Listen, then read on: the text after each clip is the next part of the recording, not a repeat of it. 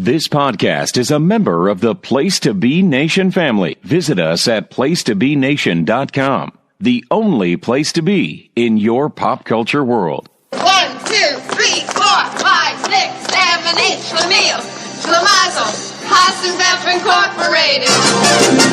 We're gonna do it. Give us any chance, we'll take it.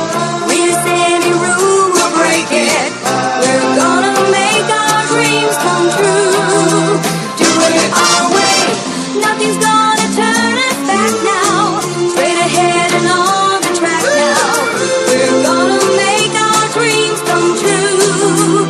Doing it our way. There is nothing we won't try. Never heard the word impossible this time.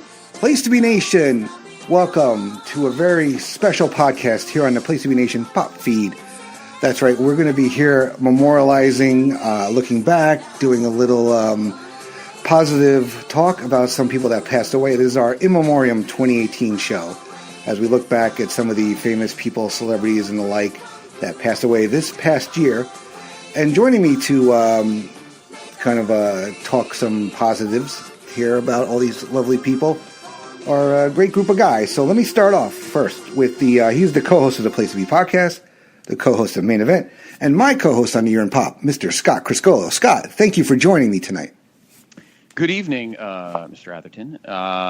My Monday time is very premium, so I will be giving a bill to the Pop feed administrator. Wait, that's Brad. I pay him. Never mind. Anyway, it's great to be here. I did a In Memoriam podcast a couple years ago, actually. That one was strictly music. And that was that really tough year. I guess it was, 2 years ago when Prince died and David Bowie and Glenn Frey. I think that was 2 years ago, 2016. Yeah. I think it was. Yeah. Mm-hmm. So that was the last time. So I'm familiar with eulogizing, which is for the most part what we'll probably be doing this evening. But it's good to be here. Right. Looking forward to it. Cool, thanks. Also joining us, he also is on the Main Event. He's the third man in the booth, and he often appears on the Glenn Butler podcast Spectacular to find the good in everybody. He is the conscience of Place to Be Nation, Mr. Steve Willie. Steve, thank you for joining me tonight. Hey, it's nice to be on with you, Andy. Thank you. I'm excited to hang out with you guys for evening and talk about dead people. Do you see dead people, Steve? Just in my sleep. Dead podcast careers. Yeah, another topic for another show. Right. And rounding out our quartet tonight, he is the co-host of Survey Says over on the Place to Be Nation wrestling feed. And here on the Pop feed, he is the co-host of Talkin' Pop and one of the Sarcastic Four in the Marvel Age podcast with Mr. Todd Weber, Nick Duke, and Mr. Russell Sellers, sorry. I took a breath in mid-sentence. Apologies to Russ. Mr. Tim Capel. Tim, thank you for joining me. Andy, thank you for the "and" credit. I very, very much appreciate that, and I am looking forward to bringing the room down, which I am well qualified to do. So great to be here. Thank you for having me on another one of your programs here in recent memory, and I'm happy to be here with Scott and Steve. Yes, thank you, Tim, for joining me. What basically we want to do is we're going to look back and this is a positive show, a remembrance show, if you will. These people, That's what you think. Well, that's what I hope. There's a back door somewhere. Yeah. But, so we're just going to go around the room, talk. We're going to mention these names, and everybody's going to say kind of like, some of their favorite work or the influence or kind of the effect they may have had on them. It goes in hand with award shows. This is the award show season, and everybody, for whatever reason, loves the In Memoriam thing, and it kind of gets you all. So, we're trying not to be sad. We're trying to be happy and celebrate these lives and thank them for what they gave us. So let's start off with one of the more recent passings. Back in December on the 17th, at the age 75, we lost the great Penny Marshall. Scott, why don't you talk about Penny? Well, Penny Marshall, I mean, anybody who watched TV in the last 40 years, even if you were a kid in the 70s or even in the 80s, she'll always be known as the girl with the L on her chest, or on her clothes, I should say. She was Laverne. She was always Laverne, as it was on Happy Days. She's a local girl. She grew up in the Bronx, so not bad. On the Grand Concourse, Mr. Atherton. The Grand Concourse. Right up from Yankee Stadium. That's right. And, of course, her dad was Gary Marshall, who was a legendary TV producer who done a lot of tremendous shows. I mean, to me, she'll always be Laverne. She was Laverne, going back to the episode of Happy Days when she was, I think, the Fonz's date in an episode. Let me double check that. She was on The Odd Couple. That was actually her first TV appearance. She worked in Oscar Madison's office on the old Odd Couple. In fact, I watched a couple of Odd Couple episodes New Year's Day. That's kicking it old school up here in the Northeast. New Year's Eve, New Year's Day, you either watch The Odd Couple or The Honeymooners. Those are usually on the New York tri-state area channels throughout the last 45, 50 years. And she was one of the most recognizable people on TV at the time.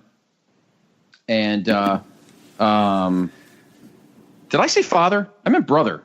My bad. I feel bad for Gary Marshall. He's dead too, right? Didn't Gary Marshall pass away too? Yes, he passed away the year before.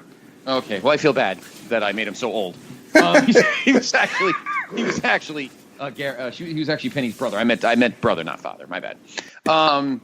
But she was living in the basement in Milwaukee with Shirley Feeney, working for Schatz' Brewery, and Laverne and Shirley was just one of those great shows that I used to watch back in the day. It was always on after Happy Days because they went hand in hand back in the days of spin-offs. And then obviously she's more known more recently for her directing. And I'm trying to think some of the movies. Let's see what she directed. She directed Big. That was probably her first real big, no pun intended. She directed Big. She directed Awakenings. I forgot about that. Awakenings is the movie with Robin Williams and Robert De Niro. I actually love that movie.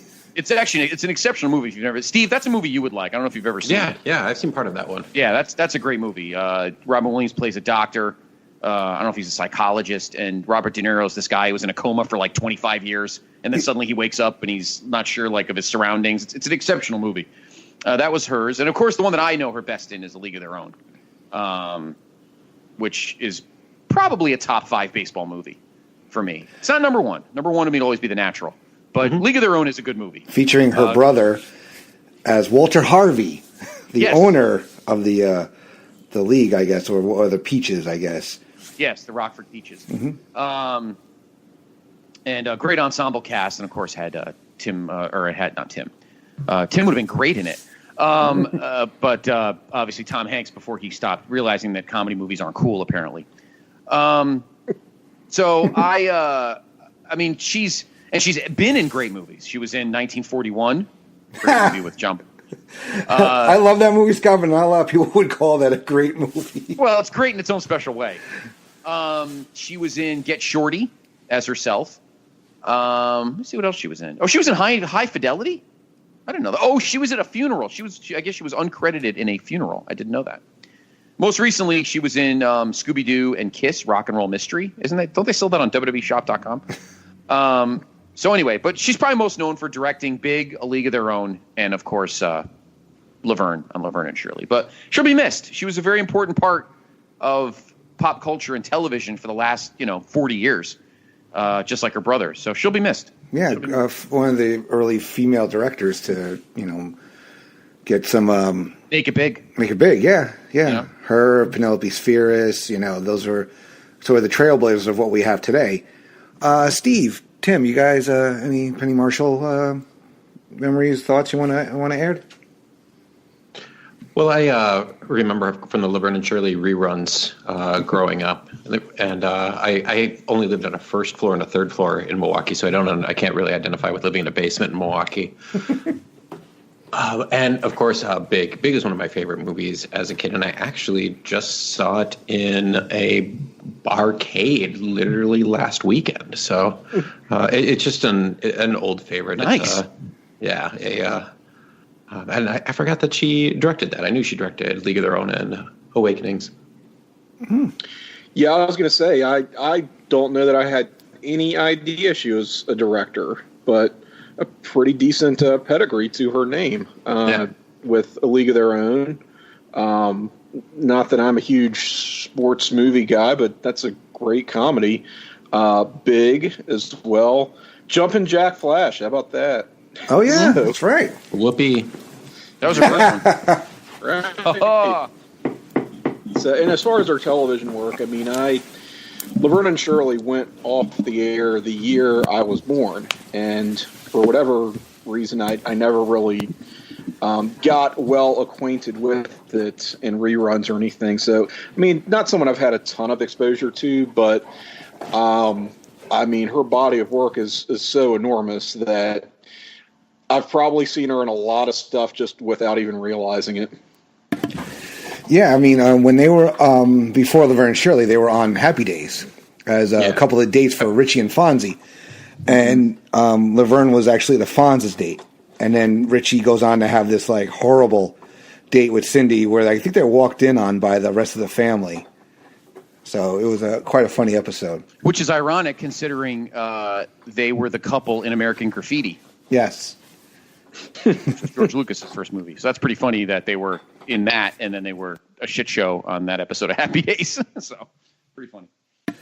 All right. Well, rest in peace, Penny. So back on June 8th, at the age of 61, we lost Anthony Bourdain. Now, he was a big lifestyle food host.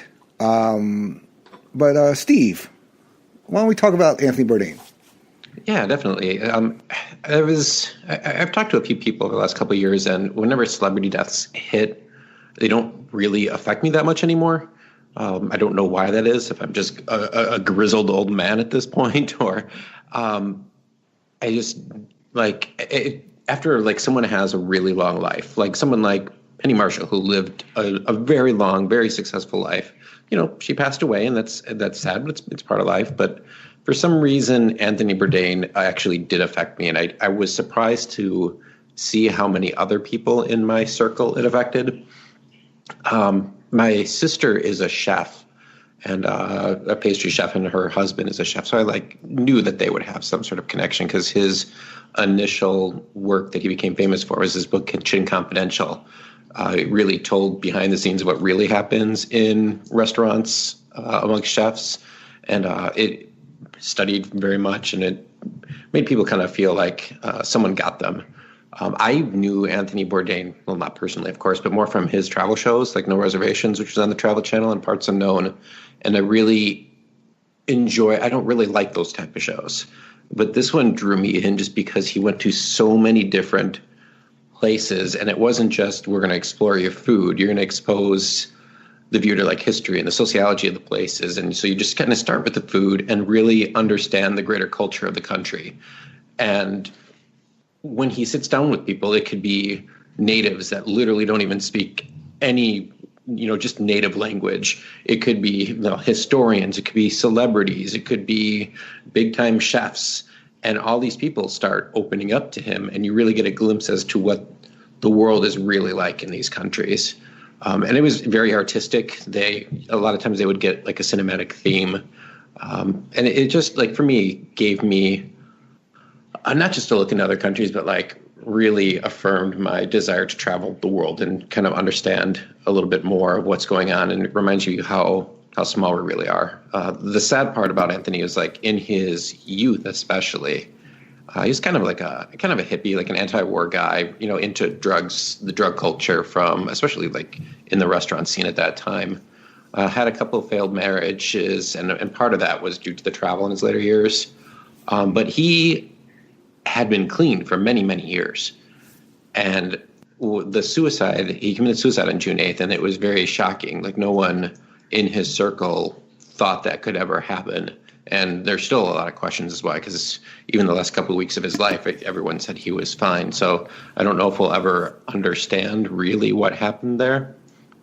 To me, he's known for bringing people together, having a really sharp wit, and someone who can bring people together, not just within a country that he's visiting, but to the viewers. You can really bring people together in what's really a time of division in our country. Yeah, it's totally suicide. Totally is tragic and so misunderstood with mental illness, and sometimes like Robin Williams. We didn't. We knew Robin had a ton of issues in his life, but we never knew that would happen with him. And I get what you're talking about too about the travel and food shows, because I'm a huge Andrew Zimmern fan myself. Actually, he's like kind of like the I guess the vanilla version of Anthony Bourdain, I would say. But I love those shows. It gets to show you, like, people probably know I work in television, and they would ask me, like, what would you want to do if you could pick? And I said I would want to be on Bizarre Foods, on the crew, because you get to travel the world, you get to try these, get to meet all these interesting people and see all these things. So I see, that part of it. And Anthony Bourdain just, he spoke his mind. And he had a sense of humor, which I don't know how, maybe it was like last year or the year before, he was on Jimmy Fallon. And Jimmy's done this at least twice. You can look it up on YouTube, where they do this thing with ingredients. They kind of like mess with you and they show you these things. And one of the things was it looked like an orange creamsicle, but it was actually made out of Velveeta. So they had this like game where they got to write down what they thought it was, and he, of course, gets the most points. So I suggest you pick it up because he is really, really funny in this. Tim, Scott, you guys got anything to add about Anthony Bourdain?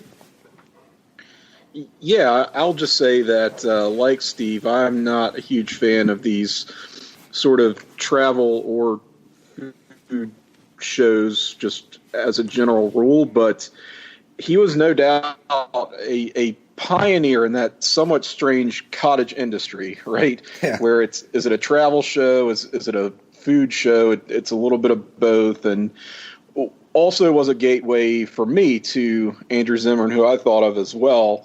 And it was really the two of them that if I was going to watch something like that, that's about as far as I could push it.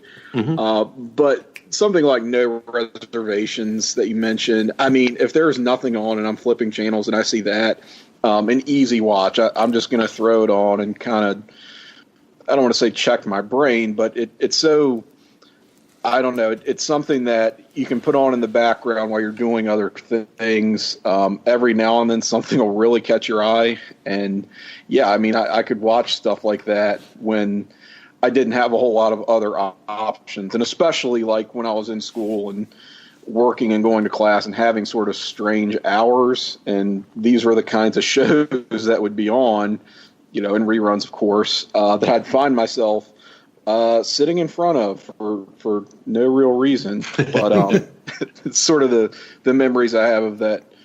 That's really what's great about it, because you can do it that way, or you can sit and really, really closely pay attention and do a deep dive into it. Yeah, you can do either way, and that's brilliant. Not many shows can do that. Can be very immersive or very casual at the same time, depending on what you want your experience to be. One of those figures who absolutely a rock star within his field and had an ego about him, but would just sort of lay all that aside and not come into these very unusual locales with any pretensions, and would just, take it for what it was and just be a great presenter of this very slice of life show that's, as you said, Steve, not just about the food, but about the culture as well. I mean, I guess that feels sort of voyeuristic, but not really in a bad way. And yeah, I mean, as far as the circumstances of his death, I guess we make the mistake, especially when it comes to public figures, of feeling like we know their private lives just based on their public personas. And, people have rich interior lives, and we really don't know them and can't assume that we do just based on the fact that they're a personality on television. Seems like we have to keep relearning that lesson every time something like this happens. And sort of having those same conversations, which I think are valuable to have. I just wonder when it's going to stick, and what do we do with that? Like, what's really our takeaway? Because you want there to be some kind of lesson coming out of this, rather tragic ending to a person's life, but life doesn't often conform to that narrative. So I don't know, man. Just appreciate what he brought to us, and it's a great loss. 61 years old is not old by any means. No. Scott, you got anything to add about Anthony Bourdain? Nick, I'm looking at something else here. Steve and Tim did just as great. I didn't watch a lot of his shows. I thought he was kind of a dick. But I can see how he would come across that way. Yeah. But I know the only thing I knew, because it was I think the Man vs. Food guy said it, that Anthony Bourdain hated ketchup. I know that, and I know that he had mental he had issues. It's sad. It really is sad, and maybe it woke up, and then of course we'll be talking about another suicide death that was very close to his. In fact, I think it was the same day or the day before or whatever. But it's very sad. It's still a problem in this country, and it needs to, maybe sometimes it cries for help when something like that happens. Maybe it does, maybe it doesn't. But I didn't watch a ton of his shows, but I think that was his whole personality. But I can't echo. I echo what Steve and Tim said. Just a tough loss for not only the TV world, but of course his family as well. He'll be missed. Yeah. So rest in peace, Anthony. Tim. So back on May 13th, we lost Margot Kidder at the age of 69. So you want to talk a little bit about Margot? Yeah, I think. Well, let me just try to start off light, okay? Okay. I was going to open my thoughts on Margot Kidder by remarking on the somewhat sad coincidence that was her death and someone else we're going to be talking about, Neil Simon, in the same year. And then I remembered that Neil Simon is not Paul Simon, and that Margot Kidder is not Carrie Fisher, who died in 2016. I promise I know who Margot Kidder is, and I promise I know who Carrie Fisher is, but it was just that weird intersection for a second where, their lives overlap in some ways, even though their careers did not, if that makes sense. I think immediately the role that comes to mind when we talk Margot Kidder is going to be Lois Lane, right? Yeah. So to me, she has always been my favorite Lois. I mean, certainly my first Lois Lane, and that 1978 Superman would have been one of the first, just full-length movies I remember seeing. Not in the theater, just movies, period. And, I'm sure that has a lot to do with it, as much as I've watched and rewatched that. Really got burned into my mind that she was Lois. And I don't think that will ever change. And she had a kind of a rocky career from that point forward. You would think that would be a big breakout role, or a springboard to greater success. And when you look at her other roles, either for film or television, it's kind of all over the place. And, she has said that she's not someone who was particularly choosy about which parts she would take. So it's not even so much she didn't pick great scripts, which is a thing that absolutely happens. But she just wasn't picky at all. She just wanted to work, and I think liked the occupation of acting.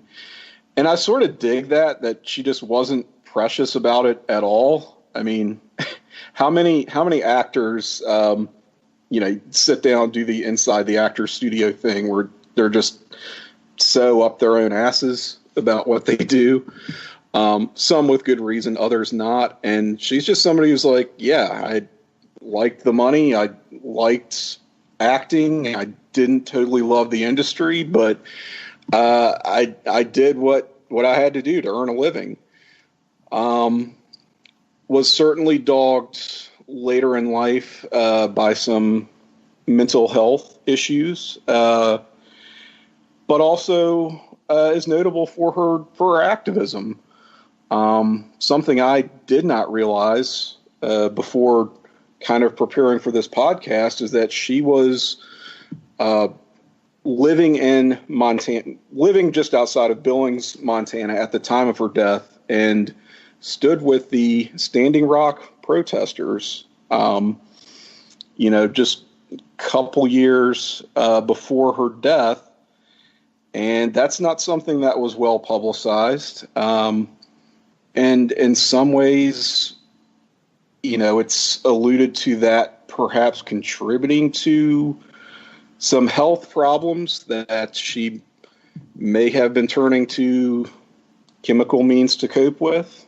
I know her death was ruled a suicide like Anthony Bourdain, described as a result of self-inflicted drug and alcohol use.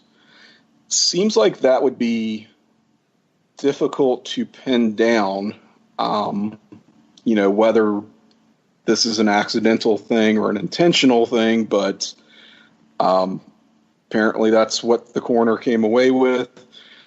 And I don't know, another one of those pretty unfortunate endings to a life that was a little bit chaotic.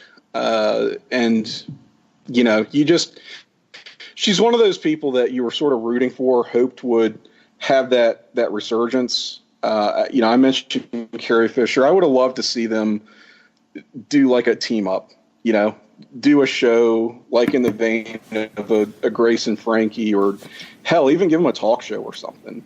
I just think they would have, both been able to play off of each other so great. And I don't know why I just think of the two of them almost in the same vein, but that's my somewhat scattershot thoughts on Margot Kidder. She was quite the character, and, not that I've seen a lot of her in recent years, but I feel like it's fair to say will still be missed. Oh, yeah, I wholeheartedly agree that she was the best Lois Lane that we've seen. I mean, she had such, that iconic scene of her falling in the first Superman movie, when she gets caught by Superman, and he's like, I got you, and she's like, you got me? Who's got you? Who's got you? That's one of the most iconic things from that whole movie, and as much as I love Christopher Reeve, it was her and Gene Hackman as Lex Luthor that stole that movie.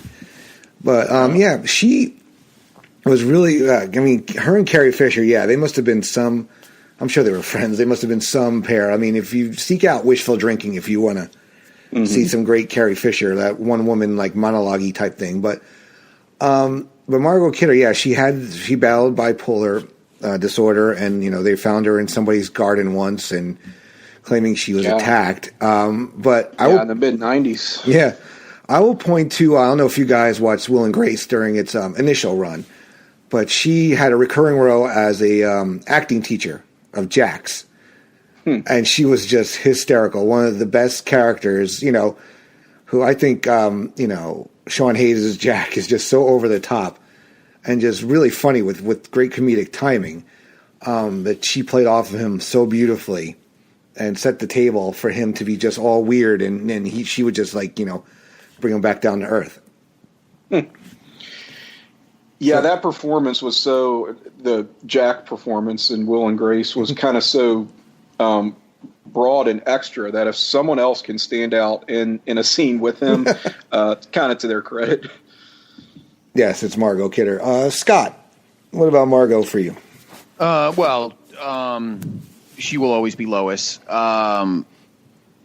And one of my favorite appearances for her in her later life, and this happened after she had her 90s issues, and they did this a lot on this show, Christopher Reeve was on as well, is she made an appearance on Smallville, which was very fitting because obviously Smallville, as was Christopher Reeve. And I think she was a reporter or an editor for the paper that Tom Welling was working for after he left school. I'm pretty sure that's what it was.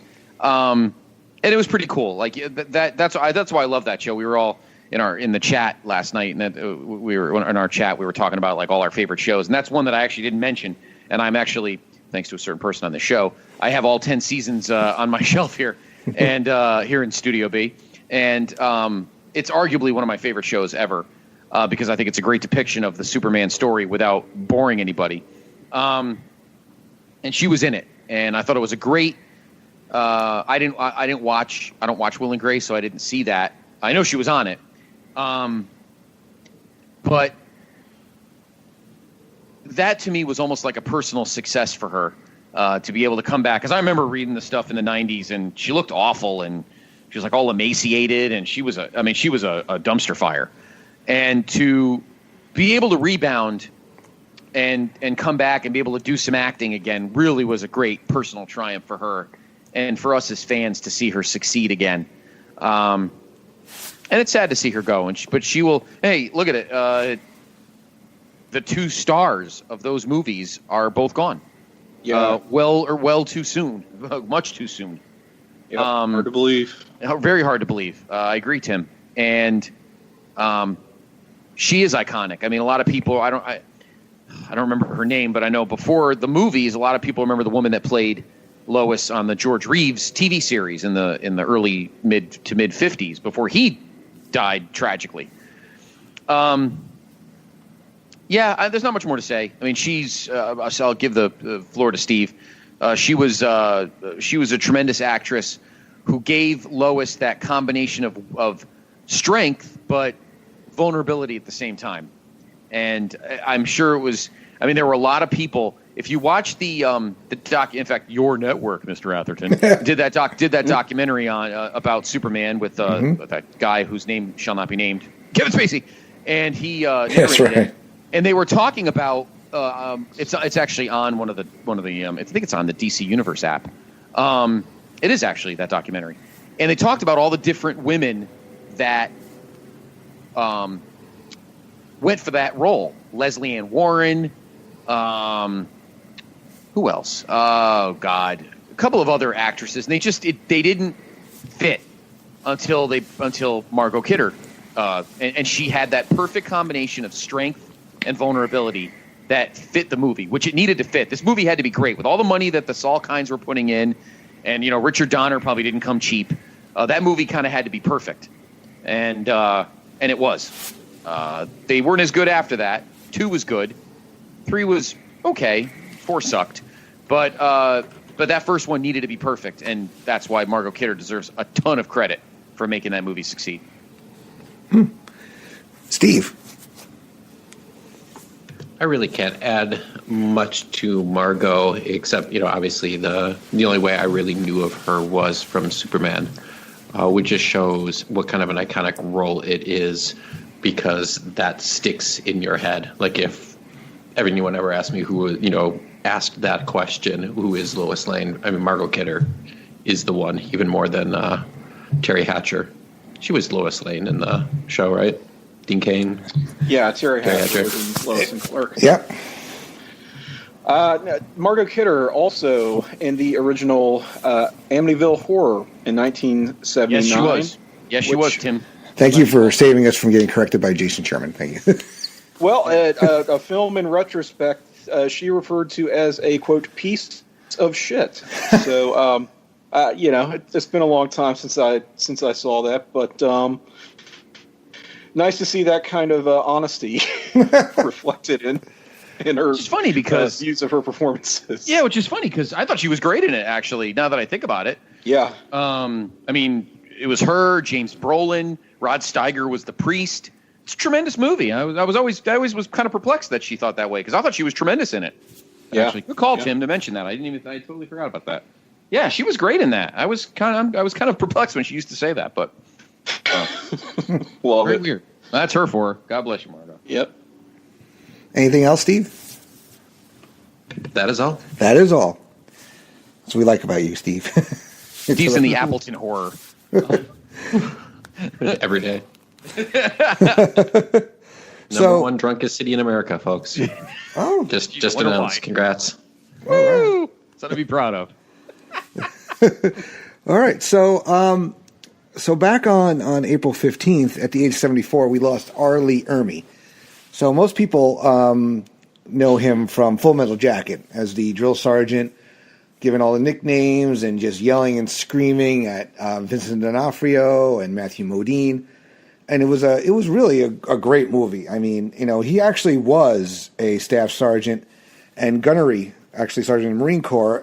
He served 14 months in Vietnam and did 2 tours in Okinawa, Japan, after injuries forced him, I believe, to have an honorable discharge. As my page is loading here. He retired. Well, he retired from the Corps and then studied criminology and drama at the University of Manila in the Philippines.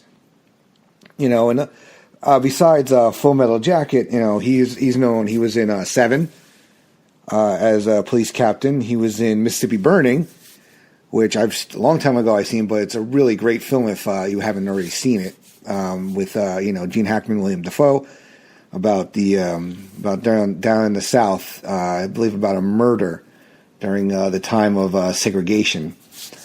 And then also a very funny comedic turn in Saving Silverman as the coach who wants to kill Amanda Peet for the boys, and then also in the Toy Story movies. Well, the first 3. I'm not sure if he was able to record his voice before he passed away. If he played the Army men sergeant, which they couldn't really get anybody else to do that.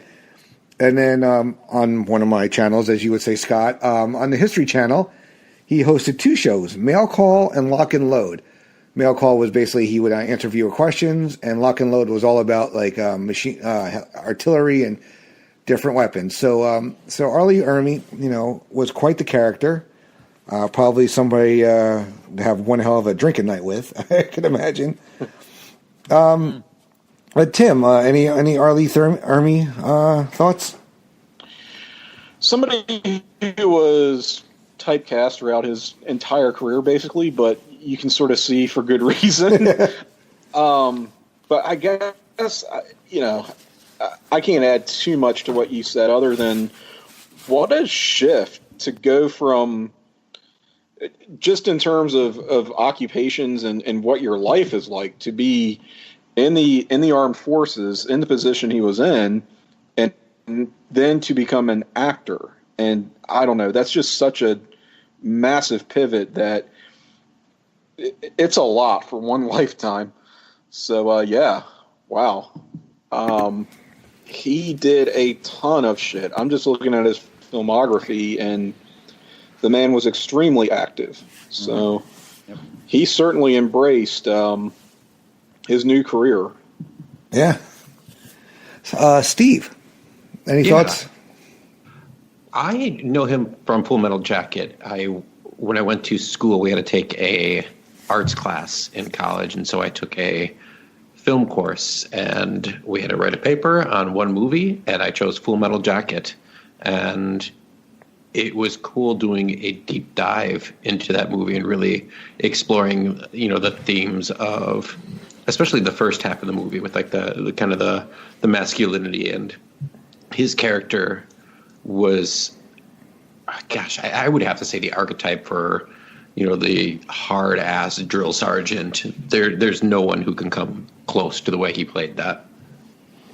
Oh yeah, that's actually 2 movies, and unfortunate he doesn't make it to the second half of the movie. But yeah, it's a performance that just between him and Vincent D'Onofrio, just those scenes, are just incredible. Scott, Yeah, you have anything to add? Yes. I'm going to tell you, Mr. Atherton, what is your major malfunction, numb nuts? The great thing about Ermey was that he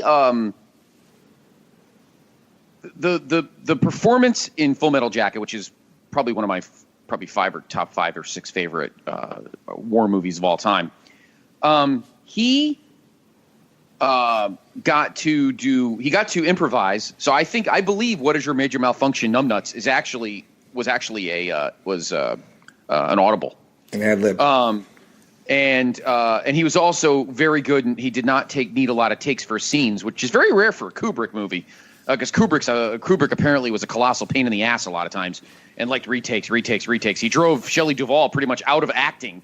Yeah, like fucking with people too. Yeah, he big time fucked. Well, that's why Shelley Duvall pretty much never acted again after The Shining, because he drove her fucking crazy. Yeah. Well, didn't she do Popeye? Well, then she was Olive Oil, and that movie drove anybody not to acting. Thank God Robin Williams blew it off and moved on with his great career.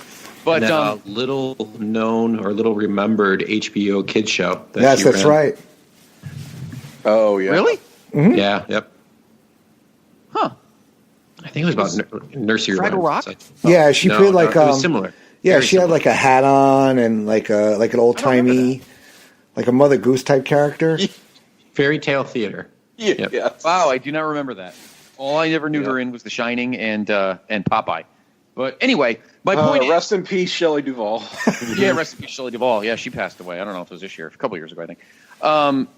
But my point is historically, you can ask a lot of guys. Malcolm McDowell, Stanley Kubrick was a pain in the ass, and as Tim said, he was a little weird.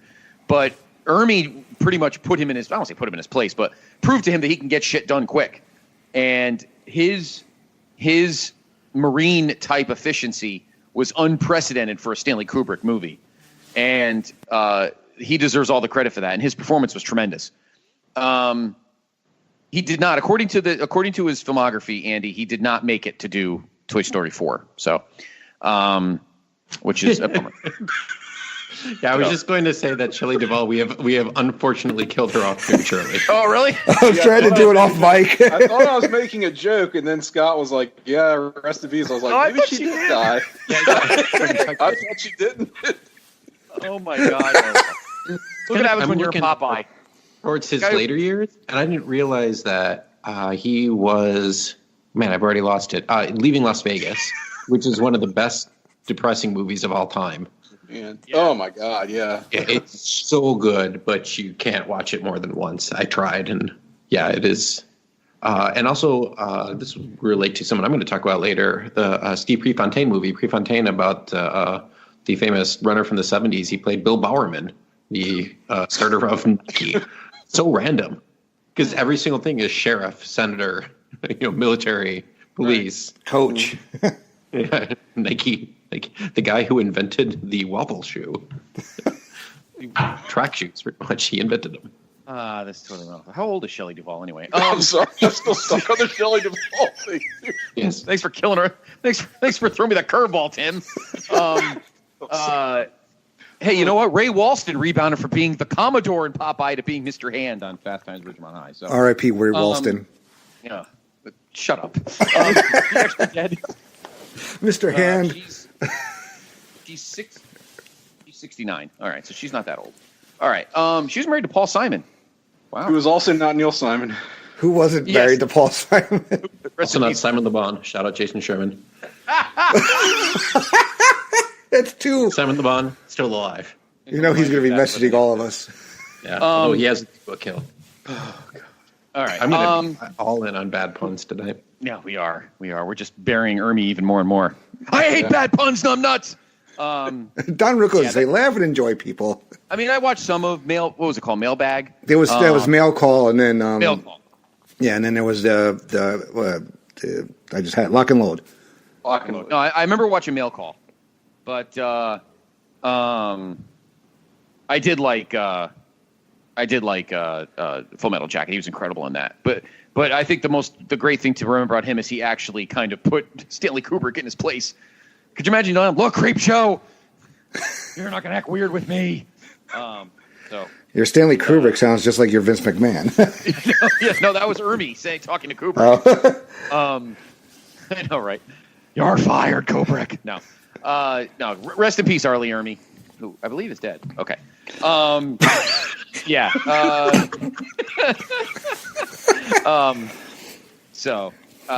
Yeah. No. Great career. And a wonderful man and a soldier. And we thank him for his service. He is buried at Arlington, and he deserves to be buried in Arlington. So, yeah, God rest his soul. All right. So we're going to pause for these in-depth eulogies, I guess you want to call them, and just mention some honorable mentions here. So I'm just going to read off the list. You guys have something you want to say about any of these names, just feel free.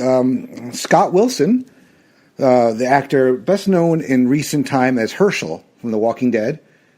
Actually, Herschel appeared in a, I don't know if it was a flashback, a dream sequence, a fever dream, on one of the last episodes in this past season, like right before he died. So thankfully they were able to dedicate the episode to him and everything. Marty Balin, he was Balin of Jefferson Airplane, Jefferson Starship fame. And arguably one of the greatest yacht rock songs of all time. Yes, yacht rock. Is everything all right? Hearts, of course.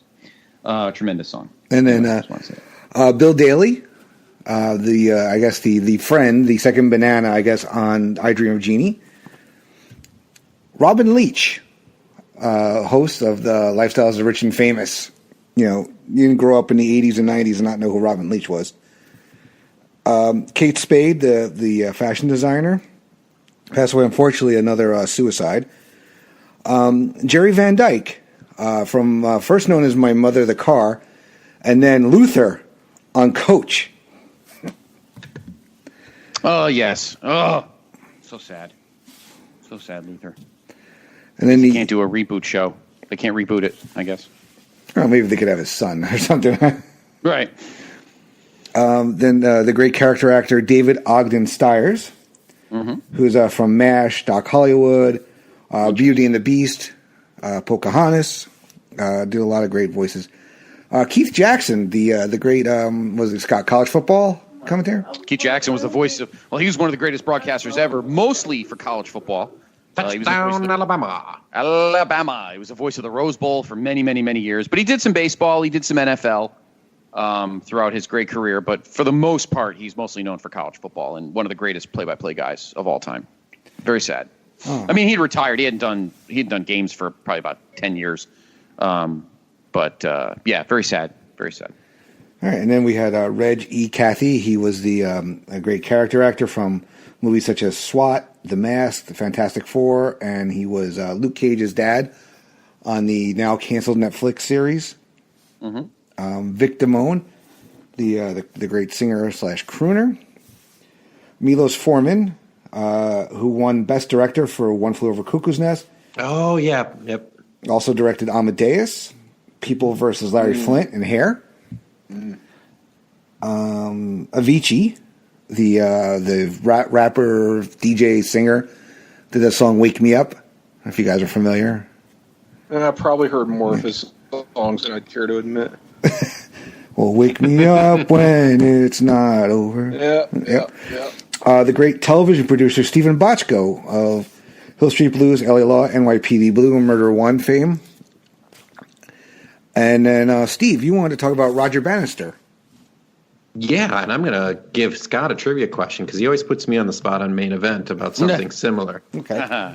So Roger Bannister, known as most famous for breaking the 4-minute mile, first person to ever do it in the 50s. And Scott, you started quizzing our buddy Nate and I, who is on the cover of Sports Illustrated for a given date.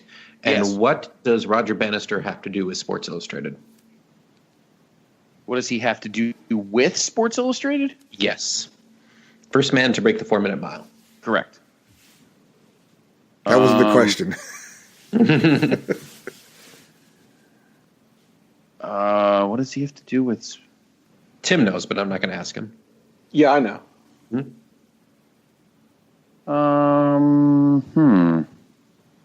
What's he have to do with... The only thing I can think of is, 54. Was he the first sports person of the year? Very good. Yes, he was. Oh, there we go. Okay. Yeah, first ever sports person of the year. Yep. He was also their first centerfold to go full frontal in a sprint. Yes. Yes.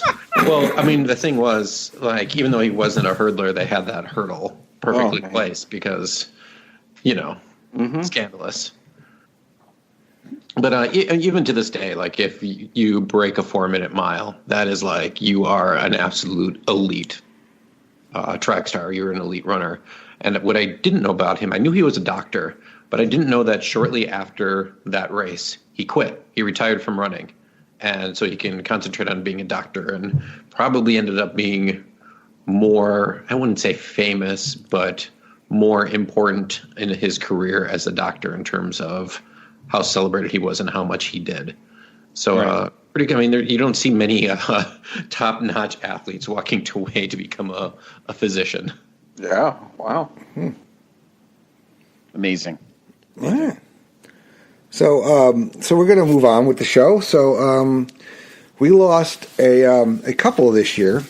Back in April, at the age of 92, former First Lady and mother of a president, Barbara Bush, passed away at the age of 92. And then her husband, George H.W. Bush, on November 30th, passed away at the age of 94. So we'll start with Tim about the Bushes. Yes, opportunity to take these two together, which seems appropriate.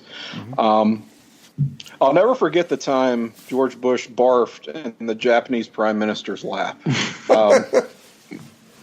Towards the end of his presidency, just one of those, I don't remember how old I was, but I just remember that being all, like, you could not escape it. And, I mean, it's the type of thing that if it happened today, it would be a much different situation, but could all sort of laugh about it at the time. On a more serious note, George H.W. Bush, he was not the first president that I can recall in my lifetime, but he was like my first civics lesson in a way, because he was president when I learned that elections were a thing and that we voted these people into office. And in fact, I do remember accompanying my grandmother to the polling place in 1988. She voted for Dukakis, but that's beside the point. But that's sort of like, oh, this is how this whole process works.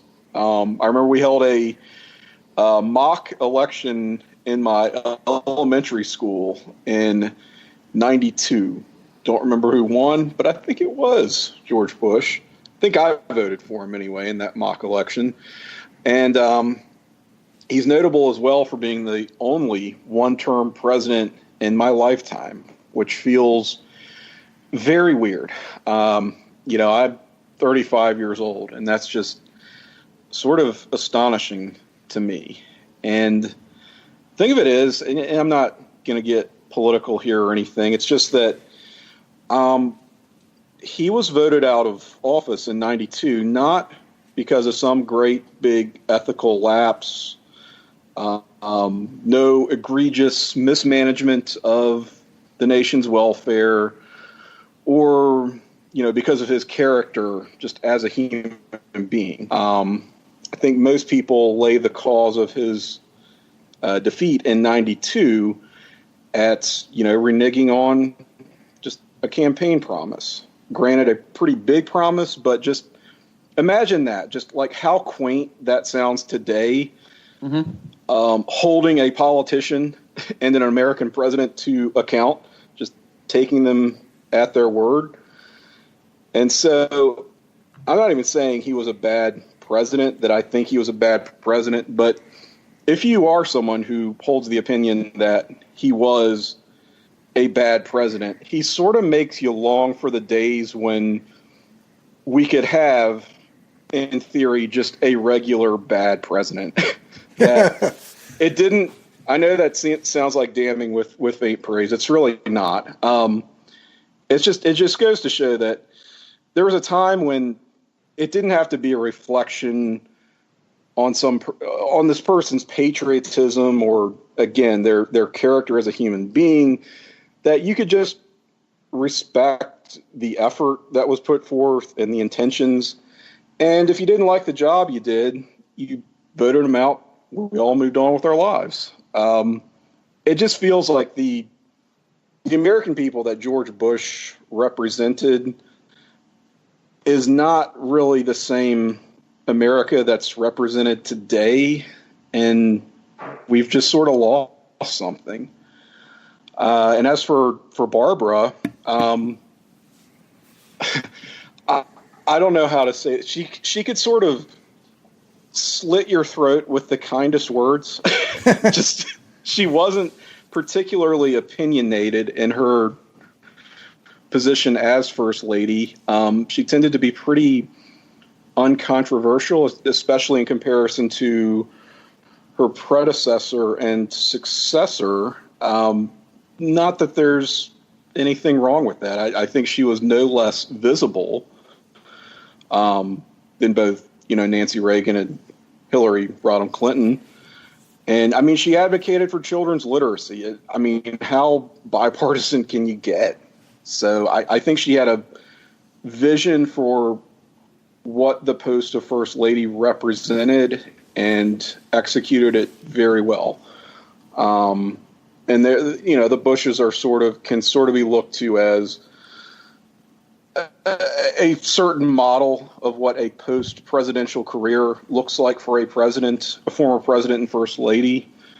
So yeah, it wasn't terribly surprising that they kind of went as soon in succession to one another as they did. I think that's very much a phenomenon that's been studied, that especially, gosh, how many years were they married?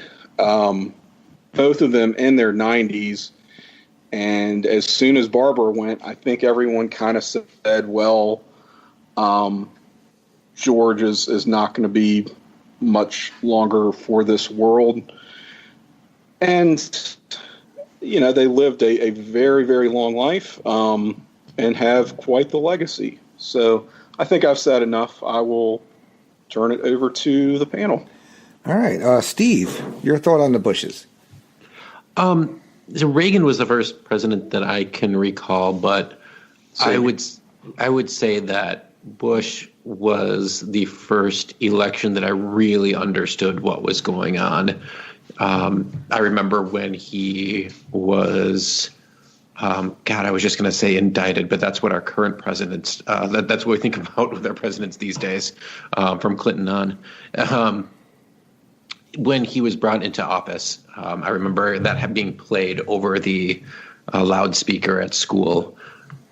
And I don't know, I think more of him post-presidency, where it started with his points of light speech during his presidency, where he was really focusing on volunteerism and the power of the everyday person to make change in a better way. And after his presidency, how that was what he did. That was what he pushed and portrayed. And he's probably, Tim, you mentioned it, that he was more of a bipartisan president. A Republican, on the right, but was willing to work with Democrats in a way that we just don't see that bipartisanship anymore.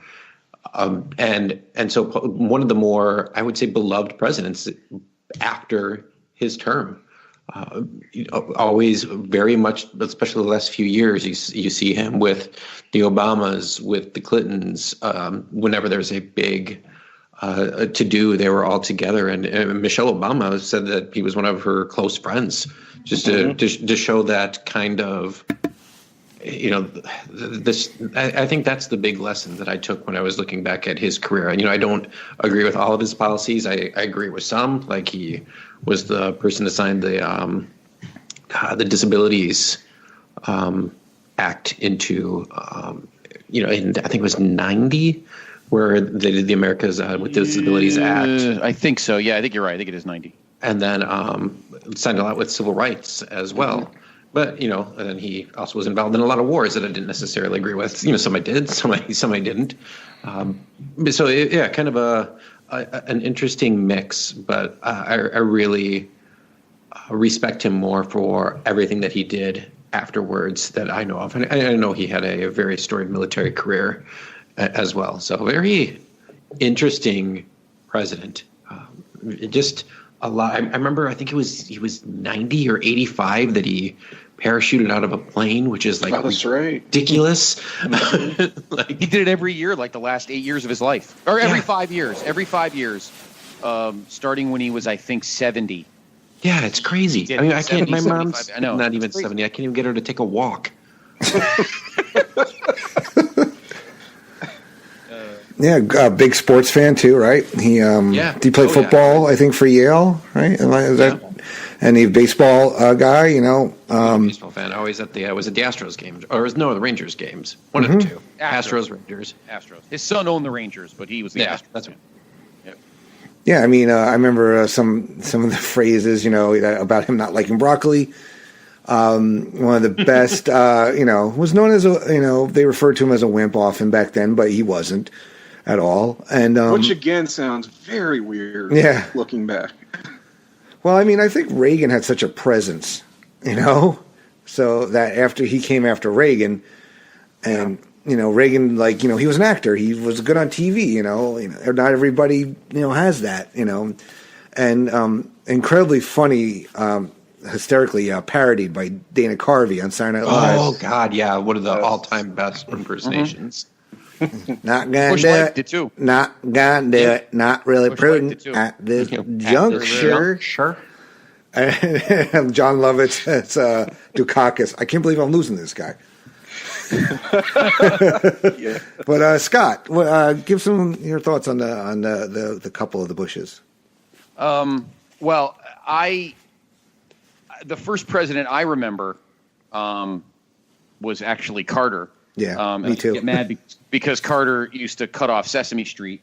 Maybe that's probably why I love Reagan so much, because he used to do his stuff at night when I went to bed. But damn it, Jimmy, you drunken peanut farmer's brother. Anyway, no. Build some houses for the poor or something. Yeah, exactly. Go hang out with dictators. No, I'm only kidding. No, Preach let's the school children about being the Malays and everything, right? Yes. And Sorry. soon to be I just told the your parents your life sucked. and Jimmy Carter soon to be. I think in March, if he lives till March, he'll become the oldest president to have ever lived. George H.W. actually was. Yeah. So sorry, yep. Scott, go ahead. Yep. So I remember I was the peak of my childhood was the Reagan-Bush years. I mean, I was 7 when Reagan won in 1980. So I was in high school when Bush won in 88, and I admired the man a lot. I admired Reagan as well.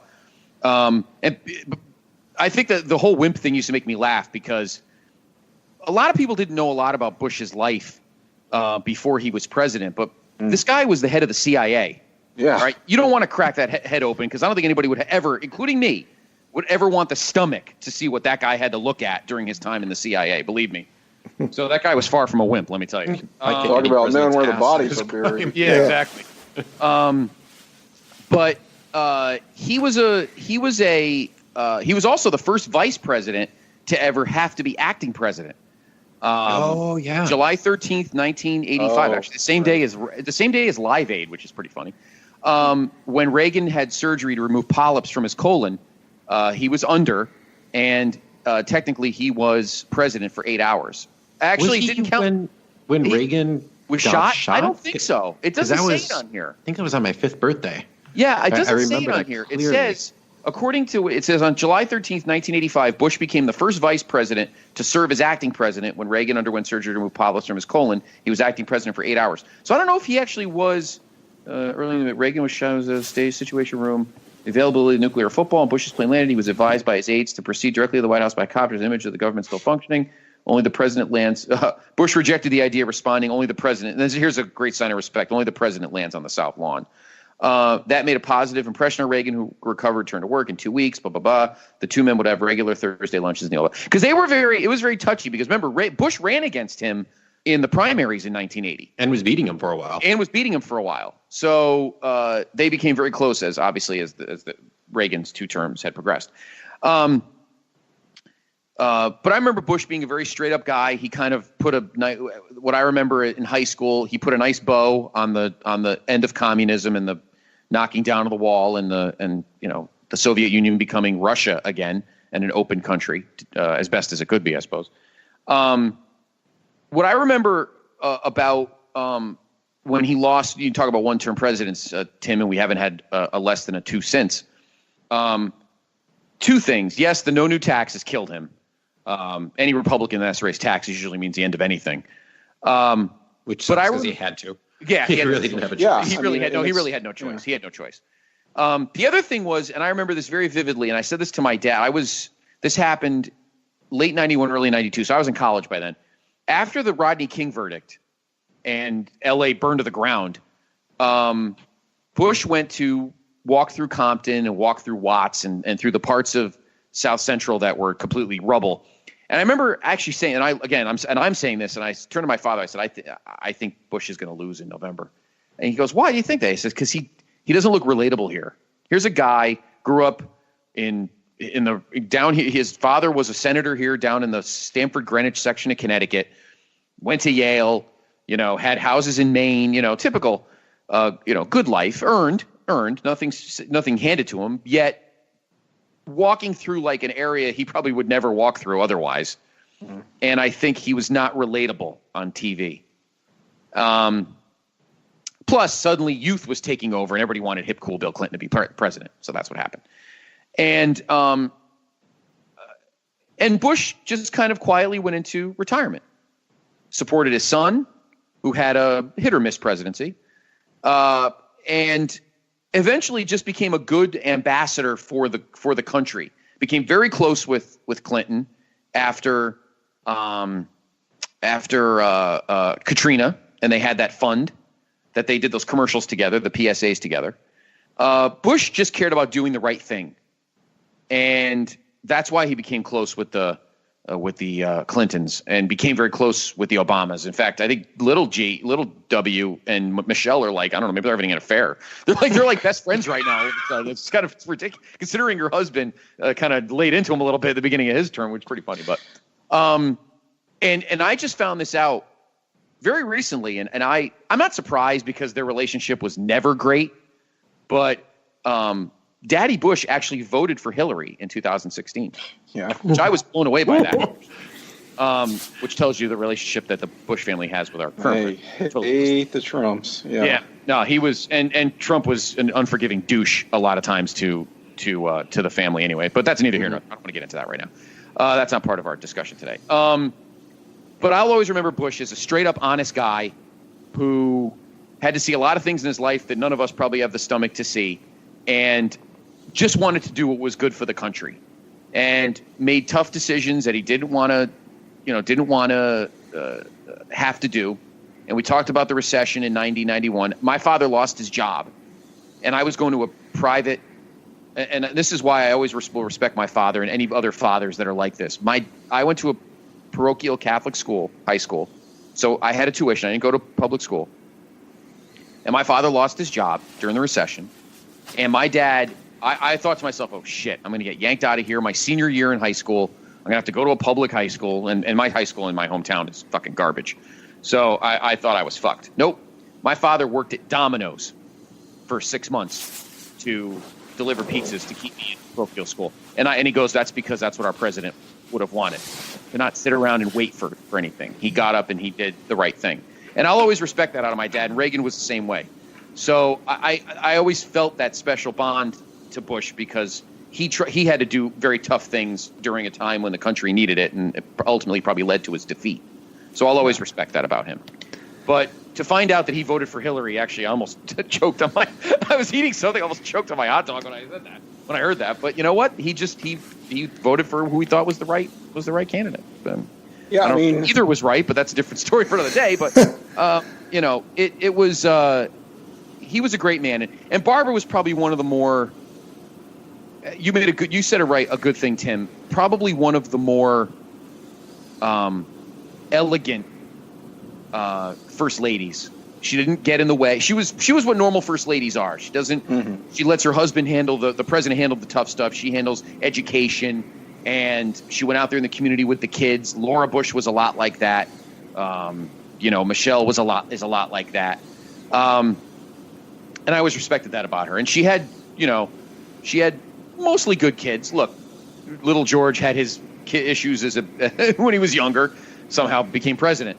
Jeb became a governor, almost a president. She had wonderful grandkids. I mean, they were a good family, honest. They were a straight up family, good Americans. And by the way, Bush was actually the last president to serve in a war. That speaks volumes too, based on generations. So anyway, a wonderful man who lived a great life, a charmed life, both of them, and they'll be missed. And now we have only 4 living presidents left. Jimmy Carter's pretty close though. He's what, 95? He's up there. Yeah, he's up there. Let's see. I think I just had it up. Let me take a look. I think he was 90. I think he's 95. 94, 95, yeah. Let's see. Anyway, yeah. So sorry about that. I didn't mean to go that long, but that's all right. That's we're here to I had my Bush Quail sticker on my notebook when I was a kid, only because my friend worked in the campaign. But I liked when Tim. I liked Tim. Would you say it was your grandmother that voted for Dukakis? Is that what your grandmother said? Yes, my grandmother voted for Dukakis.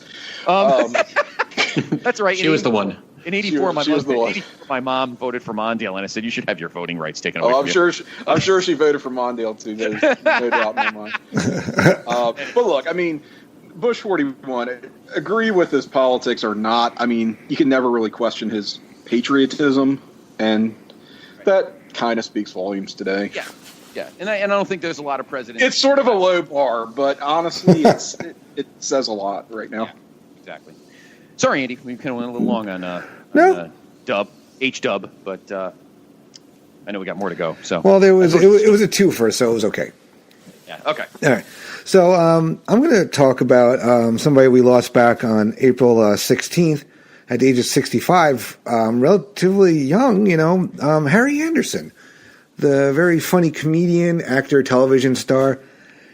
First saw him on a Young Comedian special, I think, doing some of those magic tricks and comedy. But his first big TV role, he was Harry the Hat on Cheers. Was a kind of a con man, would show up at the bar and try to get people out of their money and stuff like that. Coach often fell for it. God bless him.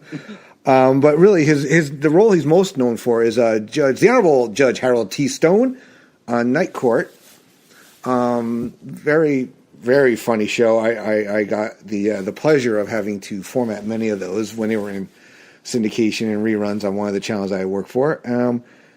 Also introduced a generation to the crooner Mel Torme, who most of us might not have even known who it was. And then also went on to star as in the title character of Dave Barry, the famed, I believe he was a cartoonist, humorist on Dave's World.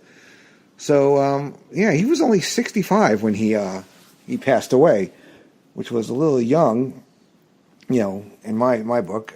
Steve, you want to talk about Harry Anderson? You got any thoughts? Yeah.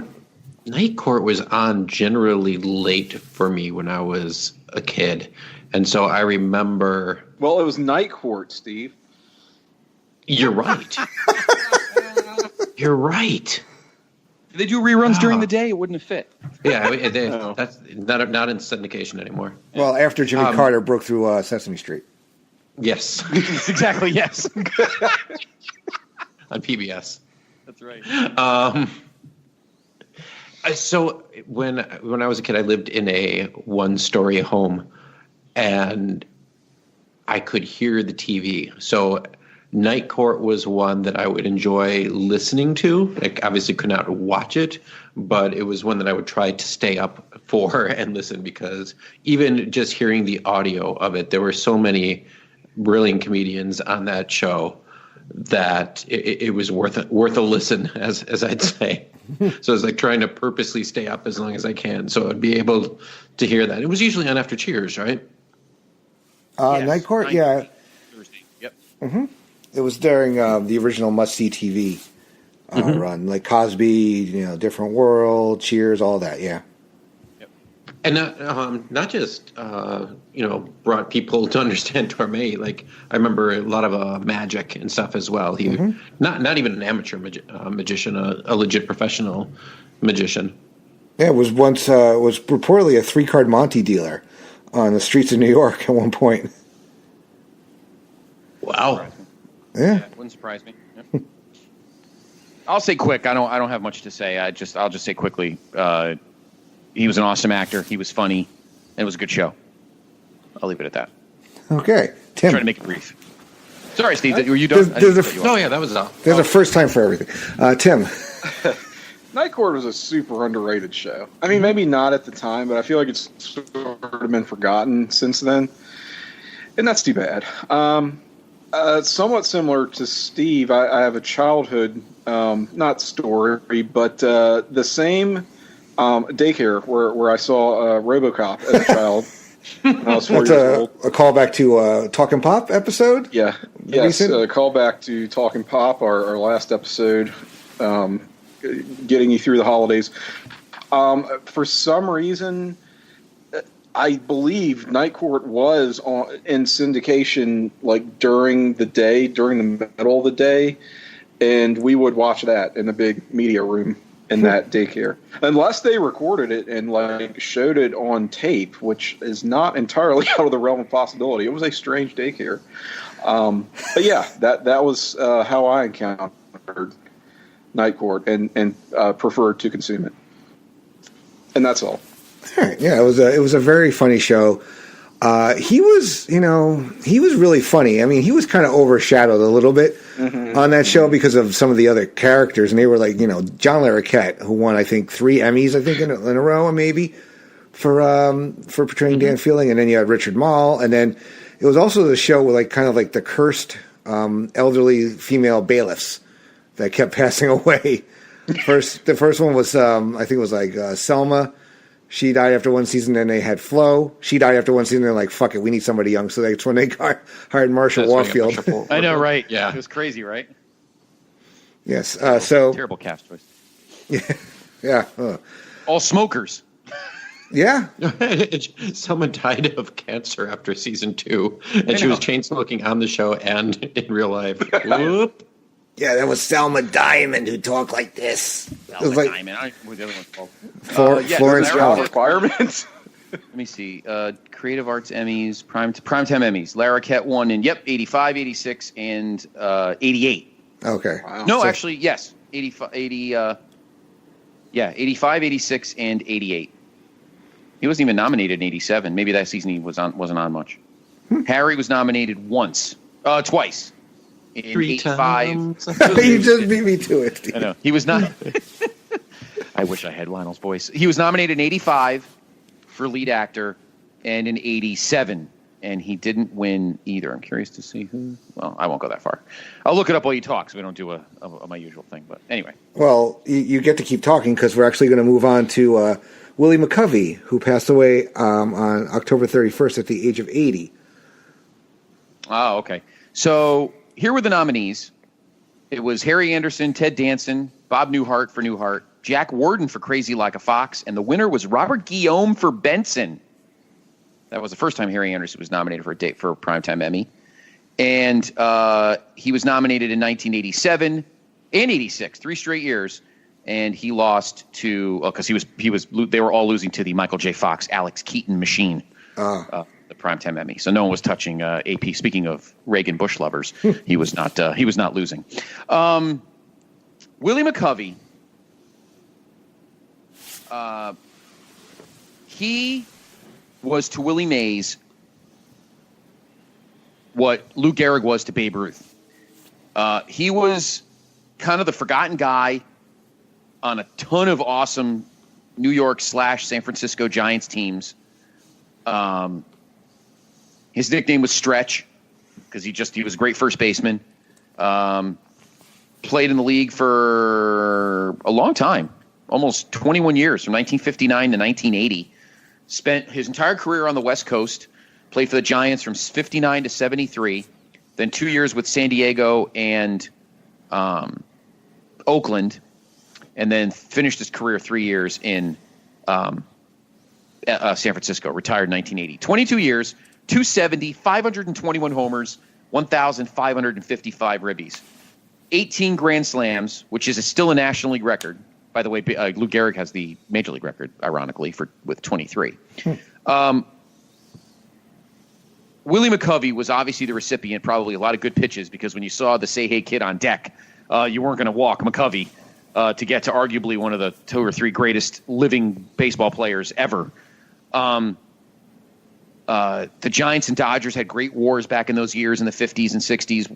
First when they were, of course, here in the boroughs, and then when they moved out to the coast. Just a great player who doesn't get remembered much because he played with Willie Mays. And just a great player. Should not be forgotten on the West Coast. I'm pretty sure his 44 is retired by the Giants. I'm going to double check that. Oh, yeah, he was 1980. When he retired in 1980, they retired as number 2. So he was number 44. And, of course, for you younger fans out there who don't know who he is, he's the one that McCovey Cove is named after. It's not AT&T Park in Sanford. They're a new sponsor this year. It's company to be named later Park in San Francisco. But yeah, he was the to Willie Mays what Lou Gehrig was to Babe Ruth, that second hitter that the superstar needed, or else maybe his numbers would not have been as good.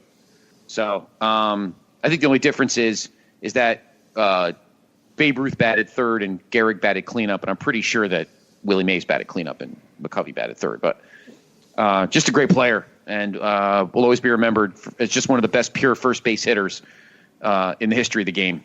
Maybe the Roger Maris to Willie Mays' Mickey Mantle. That's actually a good comparison as well. Yep, yep, I agree. But yeah, he was a 6-time All-Star. He was the National League Rookie of the Year in 1959, National League MVP in 1969. And Scott, what year was he elected to the Hall of Fame? Do you know that off the top of your head? Well, probably 85. 5 years. He probably waited the full 5 and went in on his first year of eligibility, I'm assuming. You were off by 1 year, 86. Really? He didn't make it his first year? That's a bunch of horse shit. Then again, the voting in general is fucking horse shit. So it was his first year. Oh. Well, if you do the math, Andy, 81 to 85. Yeah, and then 86 was the year he was voted. Yeah, so we did the math right. Okay. The Hall of Fame voting is still horse shit, but that's probably a great debate topic for another show. Oh, yeah. The 16th player to do so, to be nominated, to be inducted in his first year. You said what, the first person? 16th. Only the 16th player to be voted in his first year of eligibility. Yeah, that's amazing. And he earned it. One of the greatest players of all time. Rest in peace. Yeah. Steve, you have anything else to add besides that good tidbit? No, I don't at all. Oh, yes, I do, actually. I have an even better tidbit. Okay. Willie McCovey is Todd Weber's boyhood idol. That is a fact.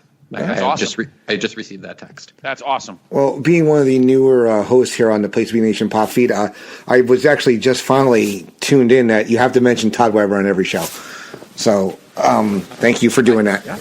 No problem. I didn't realize that was the case. I guess that's only on the pop feed, but I will try to do it more in my shows. Okay. I'm usually one to name Jordan Duncan on every show, so I'll have to remember to do that on this one. Okay. You're the only 2-time guest on Great Debate so far of 2 episodes. And how disgusting is this? My apologies, Tim. Give me Jordan Duncan? 5 seconds. Yeah. He's a fucking disgrace in his own right. He was on 346 of 425 ballots the year that he made it. 81 fucking percent. 81%. The guy had 521 fucking home runs. 81%. That's just disgraceful. It shows that even in the 80s they had those writers who were just all curmudgeons and like you have to earn it. Like you don't earn it by waiting. Right, and I'm sure like Hank Aaron's first year, there's some of those writers who don't do it for other non-baseball reasons. I'm sure they're going to be assholes not voting for Mo this year. One guy said he's not going to vote at all. Well, we're not going to get into that debate. Yeah. Tim, your thoughts on Willie McCovey? He was a baseball guy, right? All right, let's take a break here on this. Wait, who's the host here? Hey, look, you already failed with that curmudgeonly open, so you're lucky you're not going to fucking host school. They don't know that it was take two. I'm glad I broke them. All right. Okay. Yes, Tim. He played baseball. Okay. May he rest in peace. All right. There you go. There you go. He All was right. a great baseballist, I have no doubt. Baseballist. Yes. Steve, I think you should start using that word. It will become part of the lexicon. If you start saying baseballist, I think people will actually believe it. I like that. Listen, I support this. I support this as well. All right. All right. So to close out our A block here, so all the way back about a year ago, actually a year ago to today. Yep. Today, at the age of 46, we lost the lead singer to the band, the Cranberries, Dolores O'Riordan. Steve, share some memories, of Dolores. Oh, yeah. This was a legit shock. I mean, she was only 46 years old. That's my age right now. Yeah, and that's scary. Yeah. At least three of us are in that decade. Tim, you lucky bastard. And so, yeah, it was a. You're only as old as you feel. All right. So how old do you feel there, Tim? About 7. Okay, that's perfect. I'm 21. Front woman of the Cranberries, very influential band in that it came out. They came out, kind of during the grunge time, but they had nice crossover appeal that was both pop and rock and a little bit grungy too, especially with their second band. Probably their. Gosh, I was going to make a terrible pun, but I'm going to hold off on it. Do it.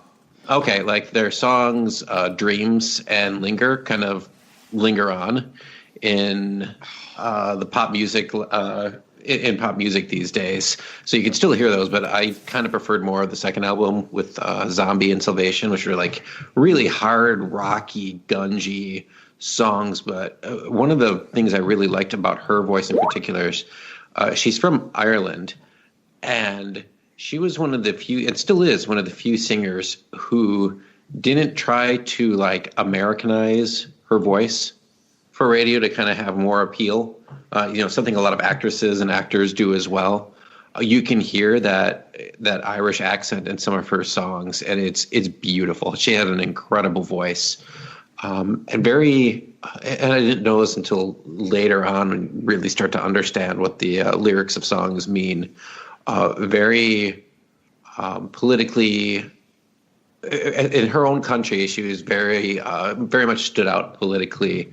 With the wars in Ireland, between the IRA and with England, and just not with their bombs and their with guns. their bombs and their guns and their bombs, yeah.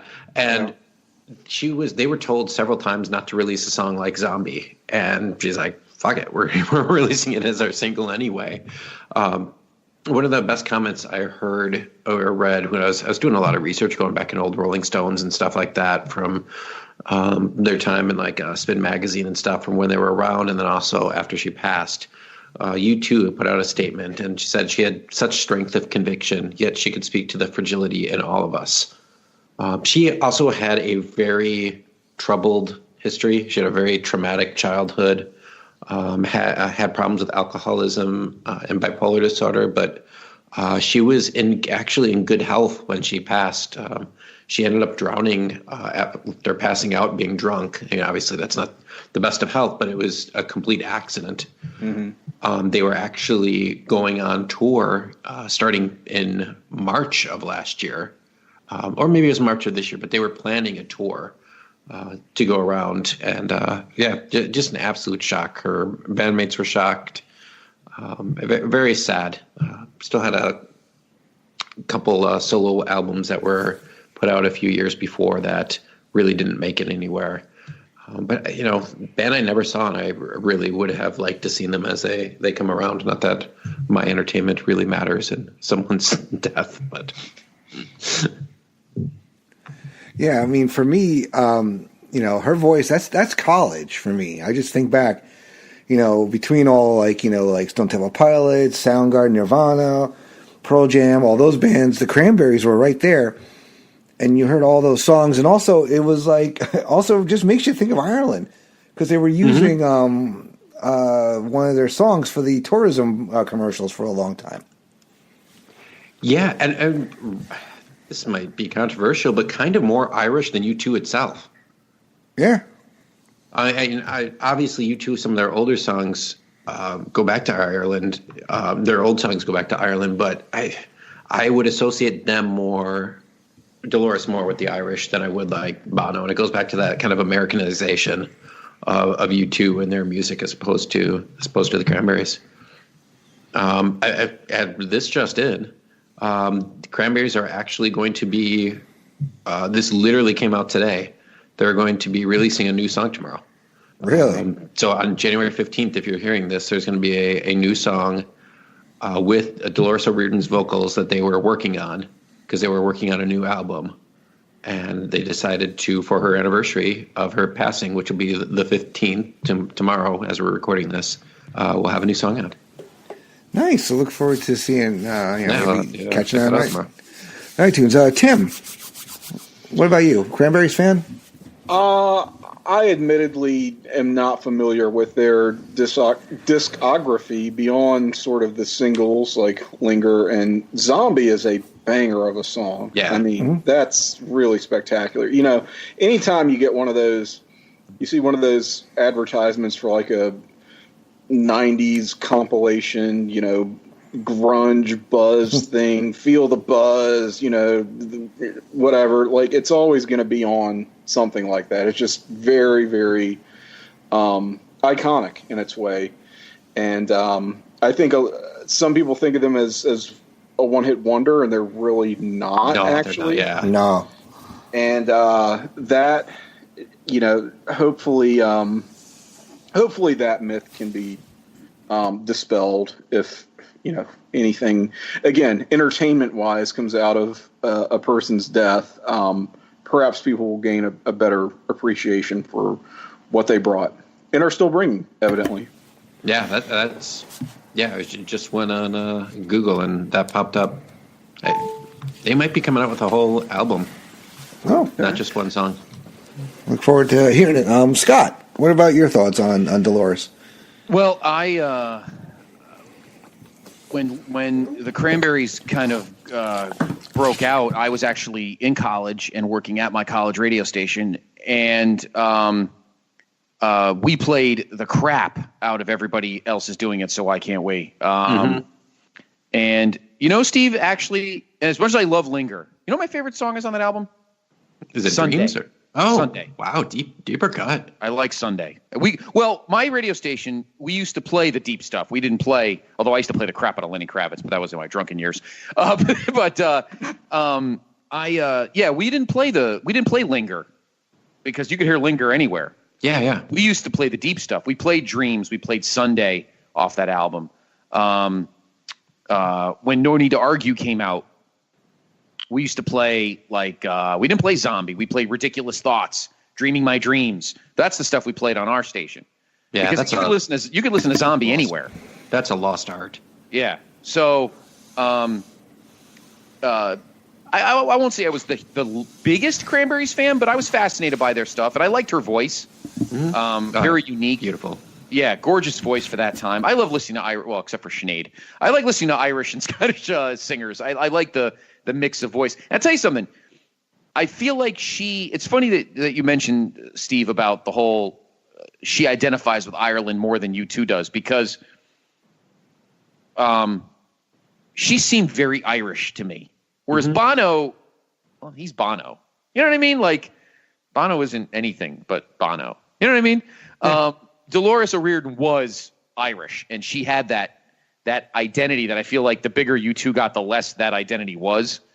But it's U2. They're one of those iconic supergroups. But the first two albums I remember very, very well, and we played a lot of the deep stuff. So I got a good appreciation for them from those first two albums because we played the deep stuff. We used to get yelled at. Somebody played Linger and got yelled. Our PD yelled at the kid. He was like a sophomore, poor bastard. He got yelled at because no link. In fact, they put a line through the CD. But put a marker through it. No Linger, no Zombie, everything else. So I had a great, because we can listen to this anywhere. Commercial stations are playing that. We were non-commercial. So I gained a great respect for her and her writing from those 2 albums, because we got to play like the other stuff. So I highly recommend the song Sunday. And on the second album, what do you think, Steve? Ridiculous Thoughts? That's a good cut. Oh, yeah. I mean, Dreaming My Dreams. Those are 2 songs I like. So, yeah. No, she had an amazing voice, and it was great being in college radio in the early 90s to be able to listen to stuff you couldn't hear anywhere else. So, yeah, what a great time for music, just period. Oh, yeah. I agree 100%. To be able to explore some of that. Yeah, I was DJing, actually, back then, and sometimes I work in rock and roll bars. Unfortunately, the only Cranberry song I really would play was Salvation, because it had a higher beat to it. Oh, yeah, another great song, yeah. Mm-hmm. All right, well, that's going to bring us to the close of our A block. So, we're halfway there, guys. We have a lot of other people to talk about coming up after the break. So, everybody out there, stick around. It's Scott Criscuolo, Steve Willie, and Tim Capel hanging out here with me, Andy Atherton, and we'll be right back after these messages.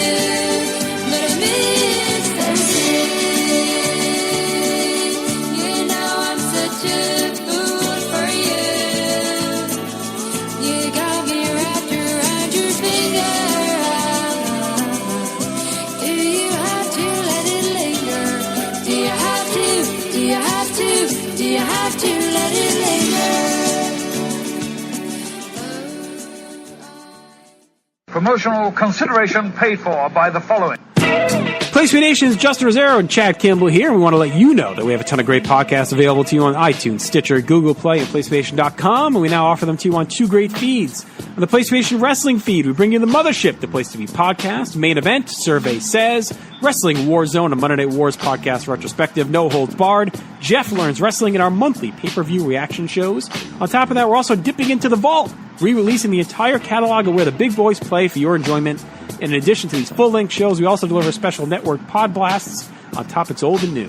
The Place to Be Nation Pop feed is loaded with great content, offering such tremendous shows covering the land of pop culture, such as Geek and Sassy, Talkin' Pop, the Glenn Butler Podcast Hour Spectacular, Sunday Groove, PTBN Play, Freak Out Drive-In, Songs with Friends, Looking Forward, Looking Back, and Lucha Undead, as well as a veritable podcast heaven for comics fans with the hard-traveling fanboys, Sellers Points, Conversation Comics, DC Post-Crisis Management, Marvel Age, and Marvel Age Masterclass, plus weekly pod blasts that cover the gamut of comic topics. The feed is also filled with insightful sports content, including the NBA team, This Week in the NFL, and more. And you can find all these current shows, plus archives of our past podcasts, including The Kevin Kelly Show, as well by subscribing to both feeds on iTunes. And while there, be sure to rate and leave feedback as well.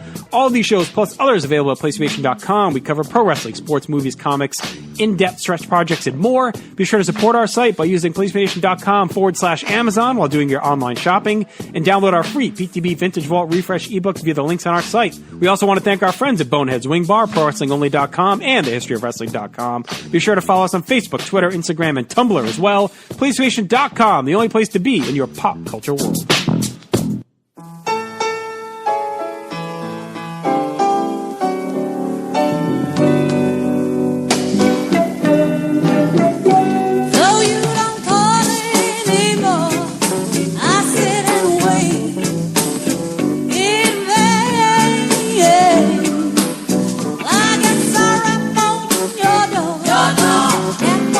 Your way, go, babe. Step on your window.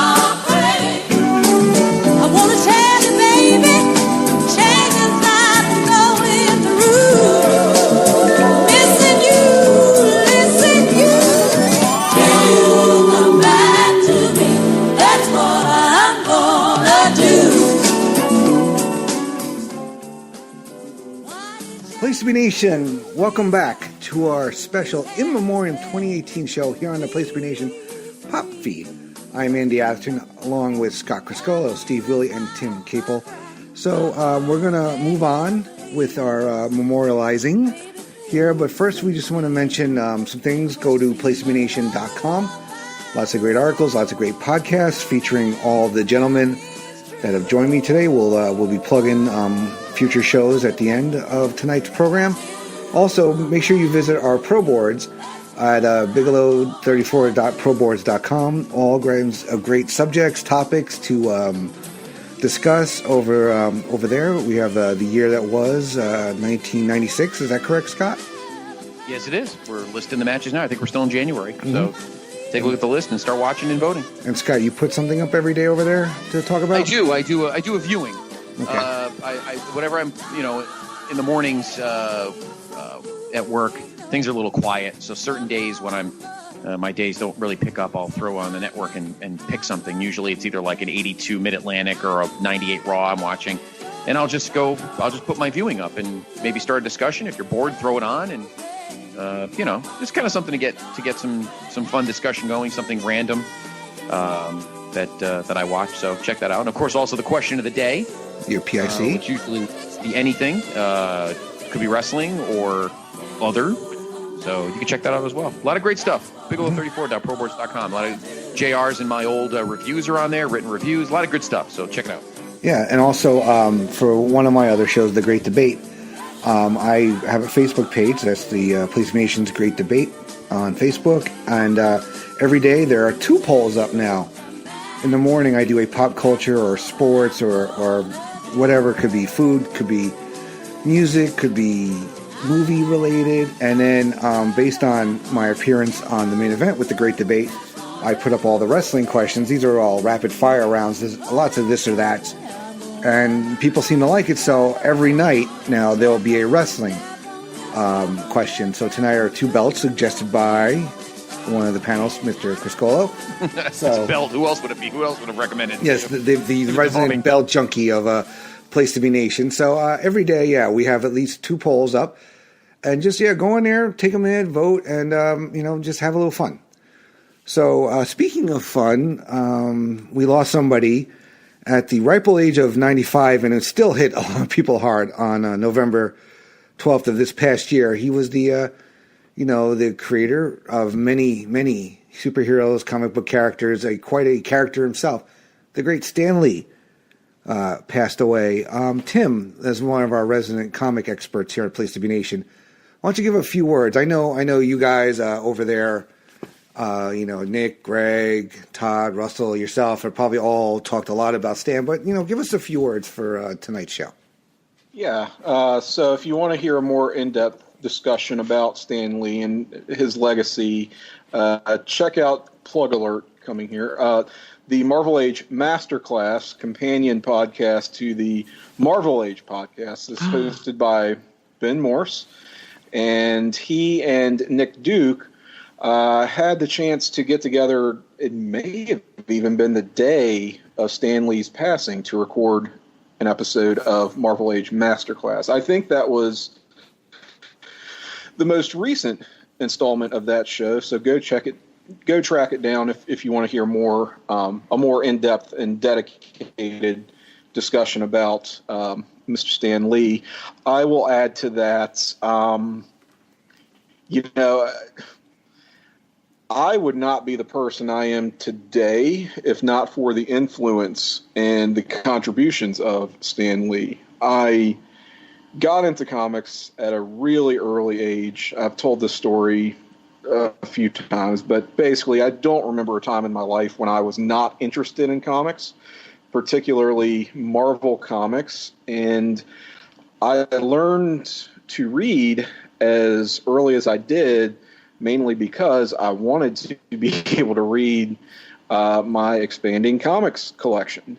And while I was not necessarily reading the words on the page of Stan Lee at the time, all of that can be traced back to his influence and his co-creations, I will say. I do stress co-creations because, it did not take long at all.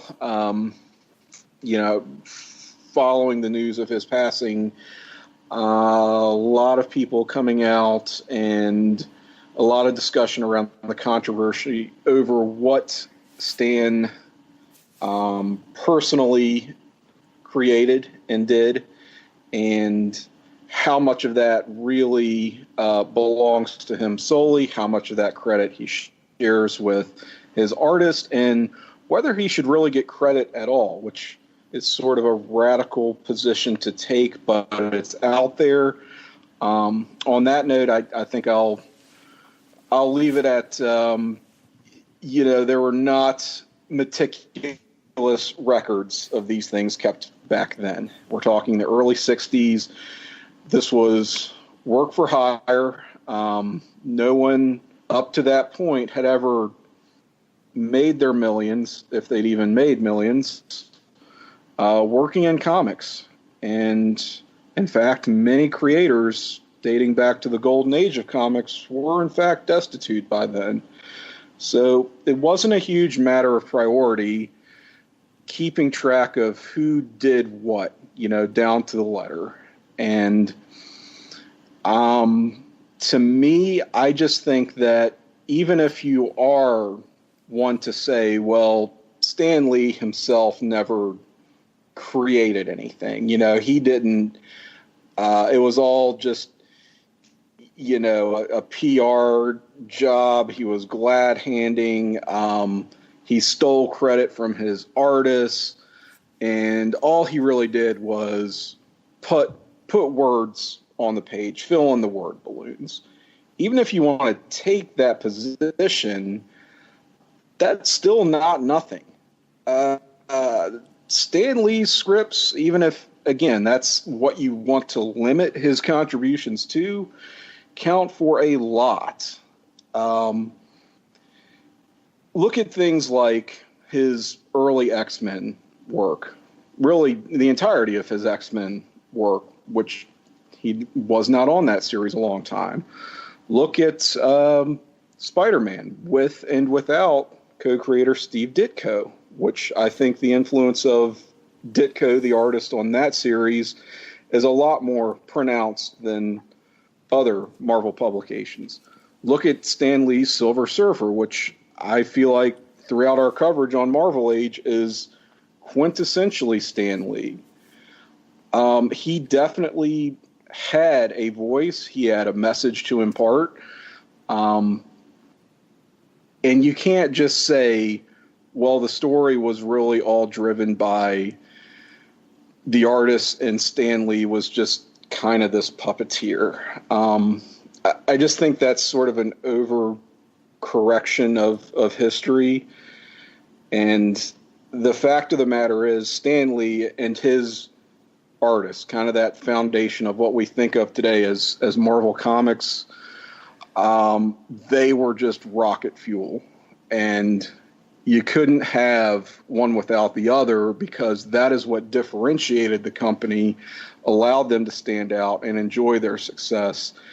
To kind of quote Greg Phillips, who I had a conversation on this very topic with off air in the days after Stan Lee's passing, if this was just, Gardner Fox from DC's Justice League on scripting duty for early Marvel comics, you would not have come away with the same thing. Not by any means.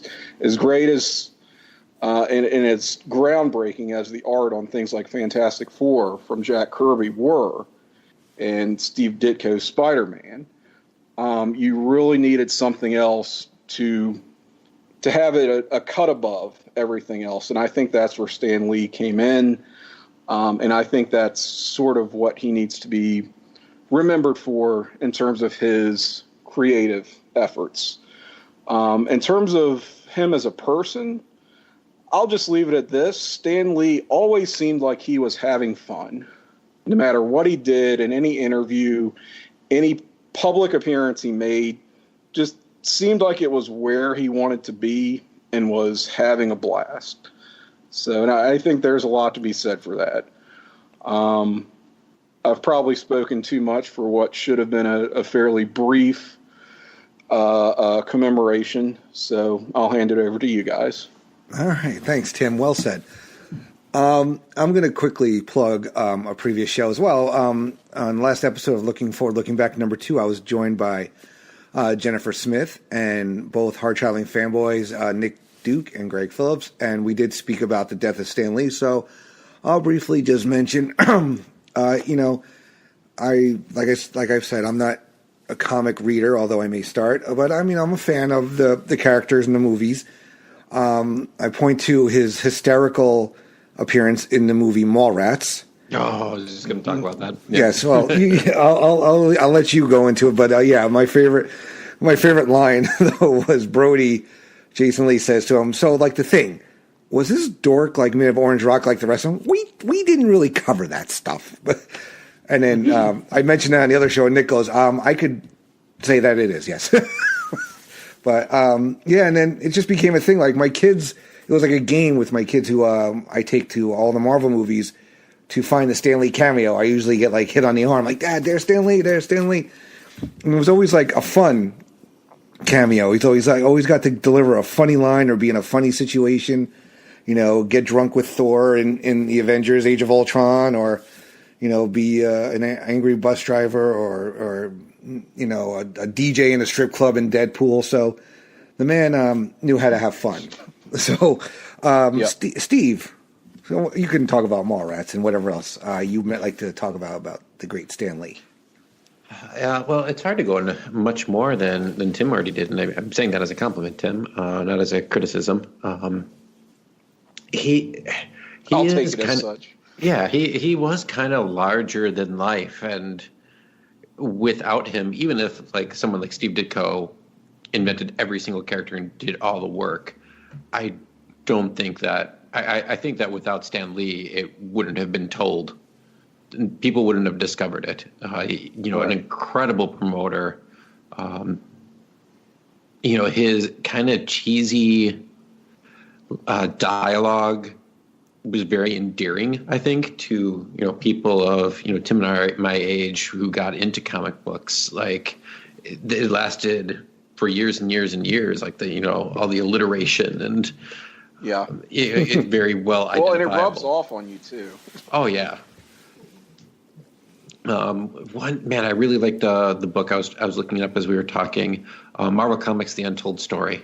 It's just a phenomenal book, and really helped me understand a little bit more about what was going on that time, and how long it took for Steve and Stan to get back together, and really how sad it was that they couldn't.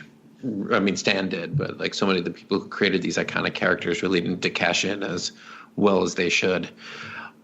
Spider-Man is where it is at for me. Even to this day, it's still where it's at. I started reading comic books probably when I was 6 or 7 years old.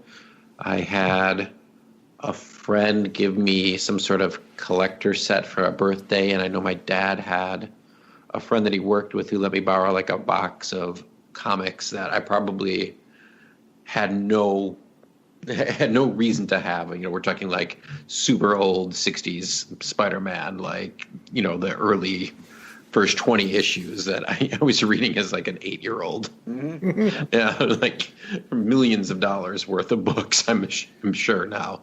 It's the thing with Mallrats, with all of his movies, like that's the iconic Stan Lee movie scene to me. Not the Marvel appearances and when is he going to pop up in, the new Spider-Man cartoon? When is he going to pop up in Thor Ragnarok? He had an extended scene in that movie where it was this crazy, ridiculous Kevin Smith movie with stink palming people and fearing and respecting the escalators. And here comes Stan Lee to talk about romance when Brody is, trying to figure out what the Thing's cock looks like. Just underrated Kevin Smith movie, by the way. Well, actually, probably my favorite Kevin Smith movie. Yeah, and a guy still amazingly how much he traveled around in his 90s. We have a huge air show that's south of me that draws a lot of celebrities, and every year he would show up and kind of hush show up. Even as I don't think 2018, but as late as 2017, he came and kind of did a under the radar a signing. I don't even think you had to pay for it. It was just kind of a real hush thing. That we found out, that my friend found about the day that it happened, who owns a comic book shop. So like he, kind of rushed over there. It's just crazy that someone at that age would still do that kind of work and still be so excited to meet up with fans and to talk comic books. And like you said, Tim, just genuinely seems like he's having a good time and is living his best life. Yeah. And, I kind of felt like, and sorry not to step on Scott or Andy or anyone, I sort of felt like when we started the Marvel Age podcast that this day would come. Like it was just sort of inevitable that we'd have to have this conversation. Now, I did not expect that along the way we would also kill Steve Ditko and Marie Severin and then Stan Lee.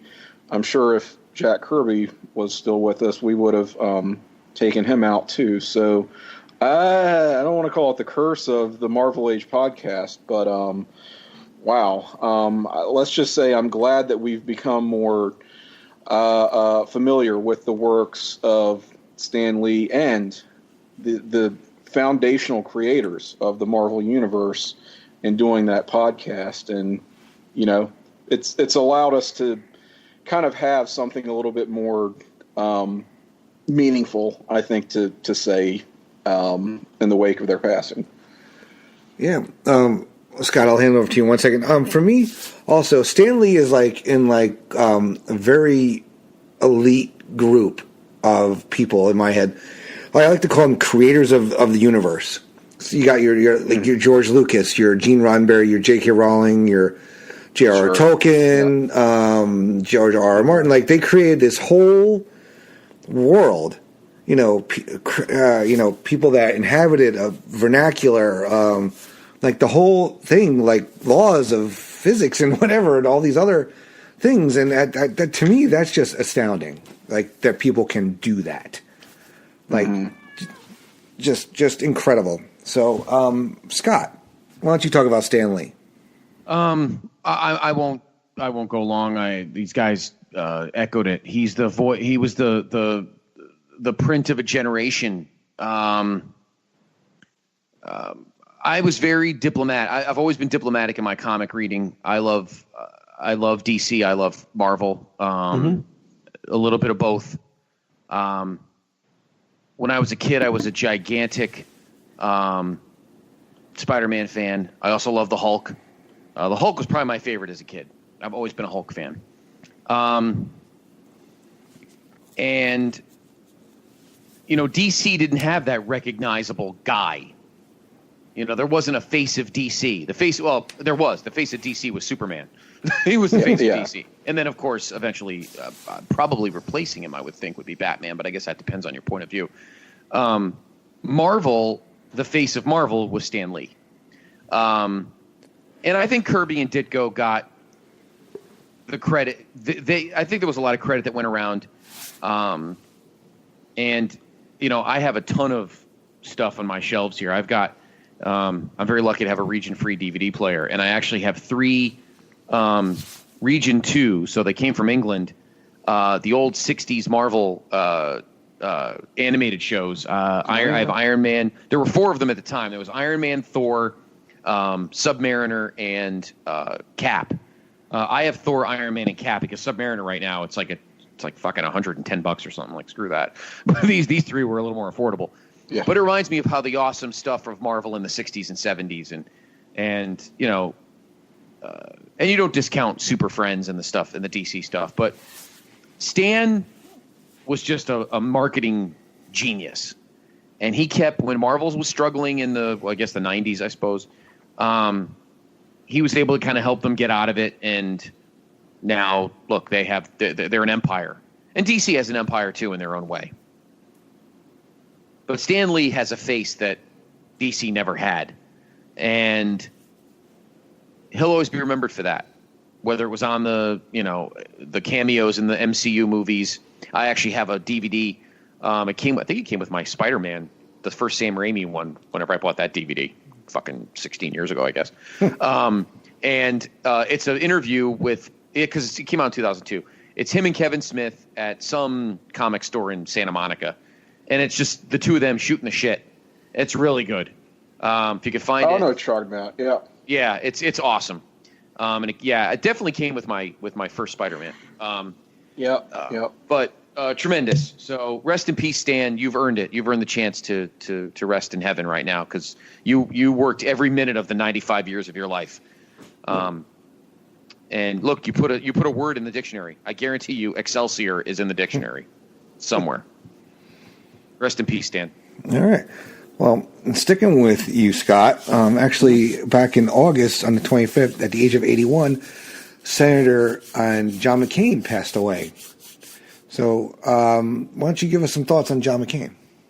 John McCain is a lot. He was kind of his death for the Republicans. I mean, he was globally loved, I would think, in some circles because he was a line crosser like crazy. But if we're going specific parties, he was to the Republicans what Ted Kennedy was to the Democrats. He was the lion of the Senate. He was the face of their side for many, many years. And he, he was a POW, and I actually read his book. And it was not pretty. I'll tell you that right now. He was a straight shooter. He didn't mess around. He didn't care whether you were wearing an R, a D, an I. It didn't matter what letter you wore. He told you what he felt. He told you what he believed, and he stuck by it. And he gave Bush a run for his money in both the 2000 and 2004 primaries. With a better campaign, he maybe had a shot to beat Obama in 2008, maybe. But his marketing, his campaign team was a bunch of numbnuts. Mm-hmm. They ran like the shittiest campaign I've ever seen in my life, but which was mimicked by fucking Mitt in 2012. But it was the same idiots. But John McCain was an incredible man who stuck to his guns and protected the people of Arizona. I always remember, like, in his press conferences, people always were like, why does he hold his arms so odd? Like, why is his arms are like only half up? I'm like, because he broke both of them. And they weren't by accident. So, he's a hero. And he's also buried at Arlington. And, again, he was the face of the Senate, along with Ted Kennedy for many, many, many years. And, he'll be missed, very much so. Guys like that you're not going to see, regardless of party. Guys like that you're not going to see anymore. Guys who cross lines and solve problems. I guarantee you, if McCain or Ted were alive, the government would be open right now. That's for sure. Oh yeah. Just like the Bushes, he was a true patriot. He was a soldier, and he'll be missed. He'll be missed. All right, Steve. How about you? I'm going to start with my big disappointment about John McCain. I wish, and it's a compliment, really. I wish John McCain would have been John McCain when he ran for president, because, like you said, Scott, like whatever his campaign team did to him, he just wasn't the same guy with that. Like, he was, before he ran for president, he was the longest. He had the most guest appearances on Jon Stewart's show than anybody else. Yep.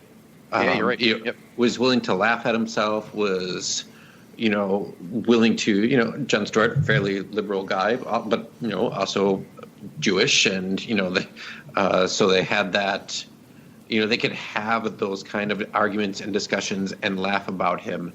And as soon as he started running for president, it's like he became a different man. And once that ended, it's like you could start seeing that, I'm John McCain, I'm going to do what I think is right or wrong.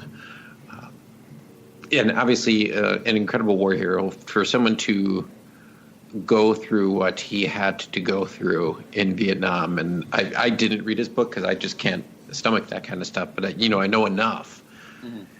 It's just incredible. And there are fewer and fewer politicians that are willing to do that kind of sacrifice for their country. Again, another guy I don't agree with anything.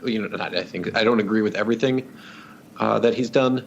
However, incredible respect for the man, what he has done for our country, and kind of had his big finale when he came into the Senate and basically said, we're not undoing this health care bill. We're going to fix it instead of destroy it. It was like this one last moment that he had. All right. Tim. Yeah, I will largely echo that. In John McCain's passing, he's sort of that last of the old guard who was someone you could think of as a true statesman. And while I think he was quite disillusioned after, the 08 campaign, when he was diagnosed with his brain tumor, far from going quietly into that good night, he stood in defiance of that diagnosis and, all practical good sense, potentially by rediscovering sort of his, the way that he would vote with his conscience and not necessarily toe the party line, talk about how he was the maverick, and we sort of got to see that again in his final days. So yeah, he did not go down without a fight, for sure. And yeah, it is similar to Bush 41 in a lot of respects. So it's almost see my comments there. And yeah, you really don't find in our political field right now anyone like that from either party.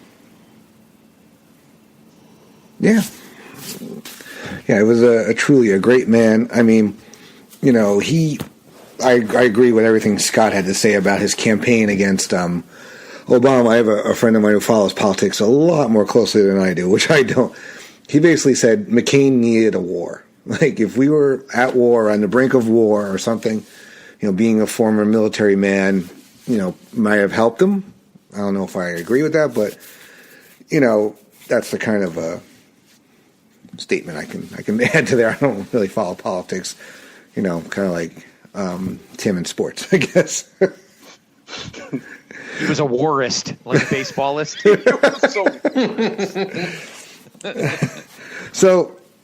So now we lost on April 21st at the age of 49. Unfortunately, according to my research, another suicide. Vern Troyer, best known as Mini-Me from the Austin Power second and third movies. You look at the most famous or well-known little people actors, if you will. There's Billy Barty, Tony Cox, Kenny Baker, Warwick Davis, and Peter Dinklage, and Vern Troyer is up there also because he appeared in so many things. You forgot somebody. Who did I forget, Steve? Puppet. Oh, Jesus, God, you're so right, Steve. Billy Barty in a trash can? No way, man. My Lord. So I thought you were going to say Andre. What's his name? I was going to say Mickey from Seinfeld. But no, but he was all of 2 foot 8 inches. So he was a really tiny fellow. But he was a guy that just ate up fame. He just loved being out there. He knew he was there to help everybody laugh. I mean, he knew he had worked in a lot of things. I don't know if you remember the first Harry Potter movie, but he was one of the what were the creatures at the bank? Goblins. He was the goblin that takes Hagrid and Harry down to the vault in the beginning at the first meeting there once they go to London, Harry and Hagrid, towards the beginning of the first book. So he he was quite the character. Did his own stunts because he couldn't have a stuntman who was his size. Was also in The Love Guru, which was a horrible movie. Bubble Boy, and he just appeared in so many things. Scott, Vern Troyer. He was Mini-Me. He was awesome as Mini-Me.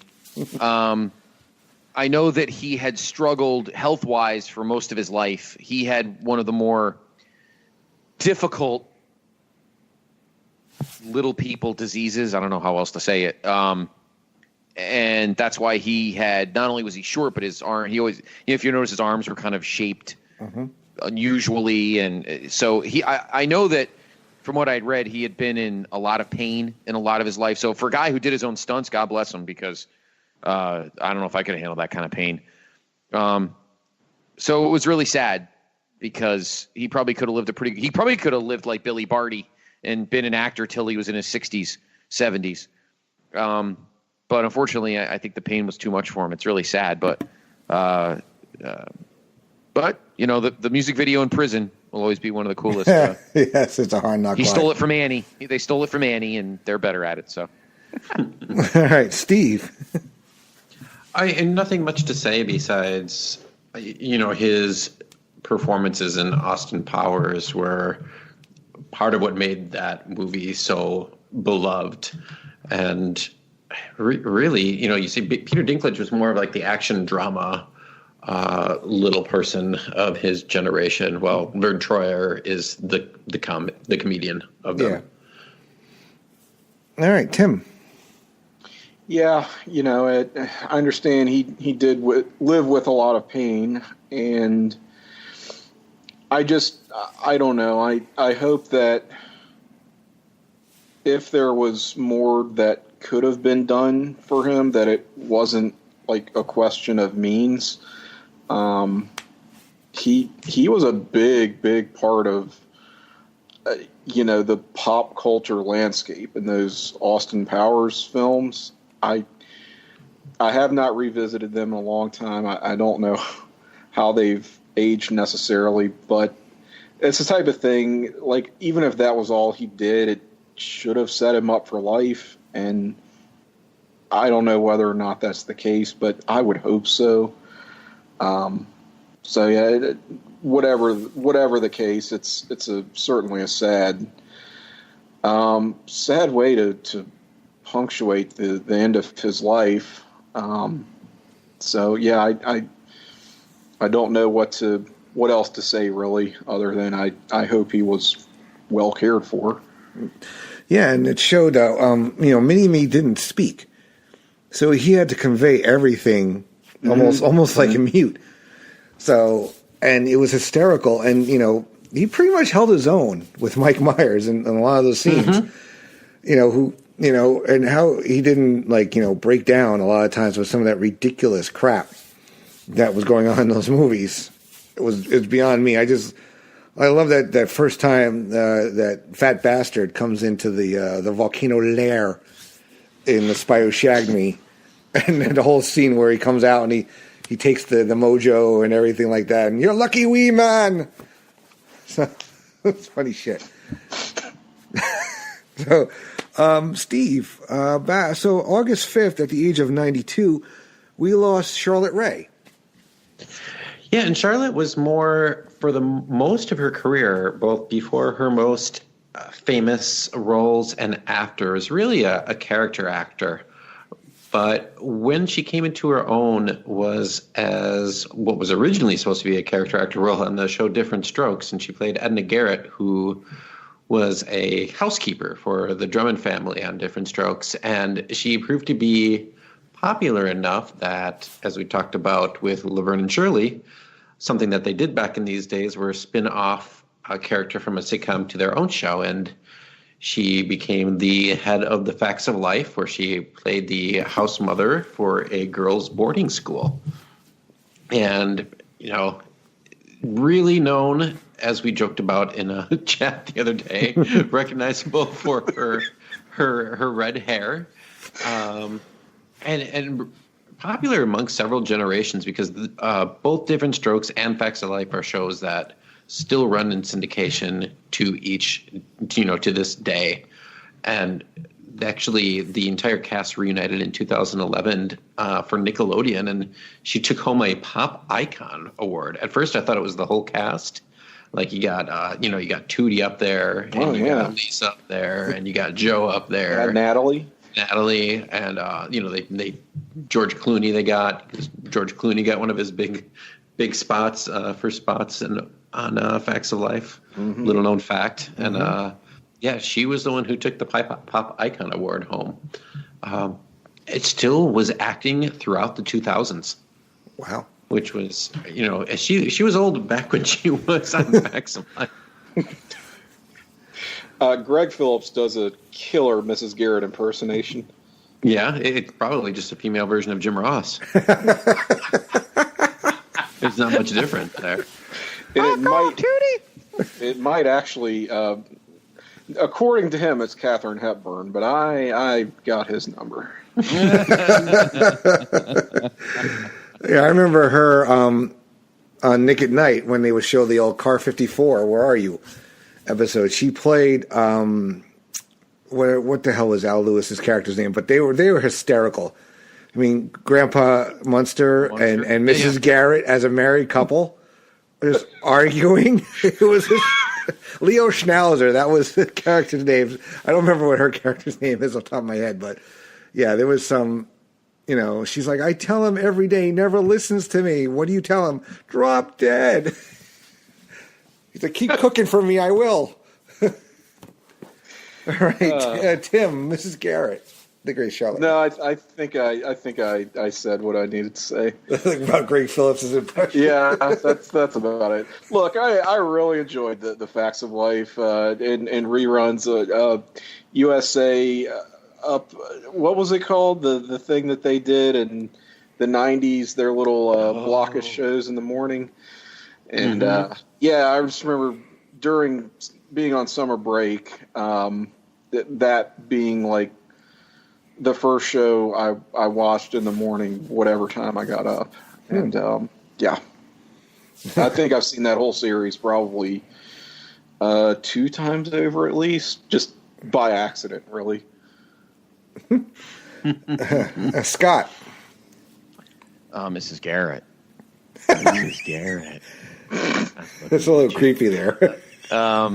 Charlotte Rae, again, kind of like Penny Marshall was kind of the face of that era in a lot of ways. I believe she was.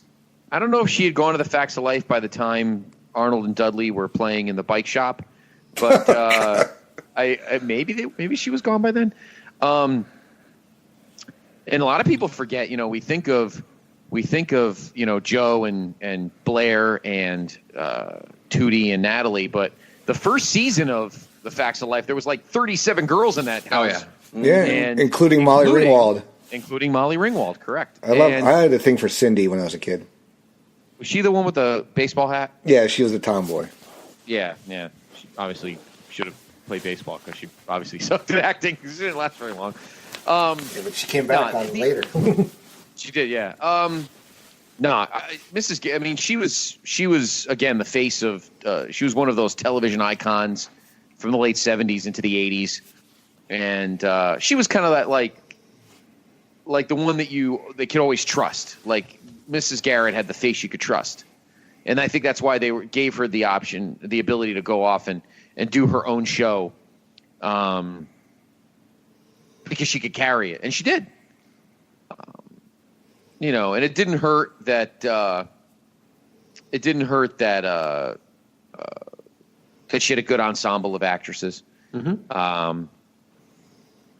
But yeah, no, she'll be missed. She was one of those trusted faces of television throughout the '80s, because the '80s were just loaded with one fucking amazing TV show after another, and sitcoms in particular. And she'll be missed. She'll be missed. Face of a generation. Yeah. Yeah. Rest in peace, Mrs. Garrett. So we're going to give a few more honorable mentions before we move on. So John Mahoney the great actor, played Crane. Martin Crane. That's right, on Frasier. Yeah. Also played Winona Ryder's boss in the movie Reality Bites. He was kind of a prick in that. And he was Ione Skye's father in Say Anything, who ripped off the old folks' home. Ah, right.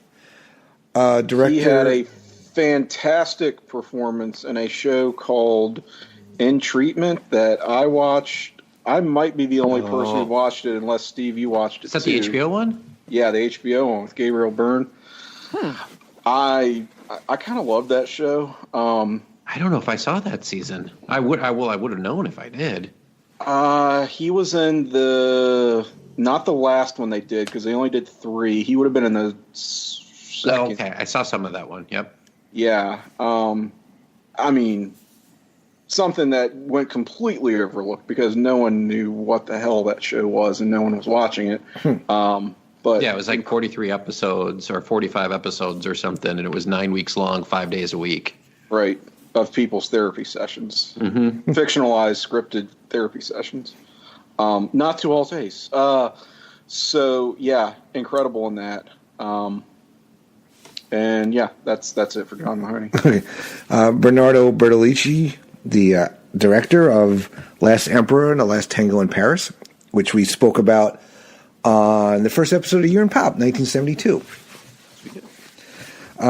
Steven Hillenburg, the creator of SpongeBob SquarePants, at the age of 59 of ALS. Very sad. The actor magician Ricky Jay, who was in a movie with somebody we're going to talk about a little later in the show. For those who watched Hee Haw as a kid, Roy Clark passed away this year also. Paul Allen, the co-founder of Microsoft. For those of you who watch the History Channel, Richard, the old man Harrison from the show Pawn Stars, died. The owner of the Houston Texans, Bob McNair, also passed away. And Kofi Annan, the former Secretary Council of the United Nations. Mm-hmm. Tab Hunter, best known for Damn Yankee, $6 Million Man, Grease 2. Basically a 50s heartthrob. The patriarch of the Jackson family, Joe Jackson, passed away. Probably somebody who made probably one of the biggest catches in Super Bowl history, the great Dwight Clark. Scott, you have anything to say about Dwight? NFC Championship, not NFC Championship. NFC Championship, because it was against my Cowboys. That's why. Yeah. It began a dynasty. Mm-hmm. It began a dynasty. It began a decade of decadence for the 49ers. And what's funny is very quick story, because it's on the America's Game show about the 81 49ers. Dwight Clark wasn't even thought of to be on the Niners. He went to Clemson, and Bill Walsh wanted his quarterback at Clemson, whose name escapes me. The Niners were interested in him to draft him, and they wanted Dwight Clark to come with him to run routes for him.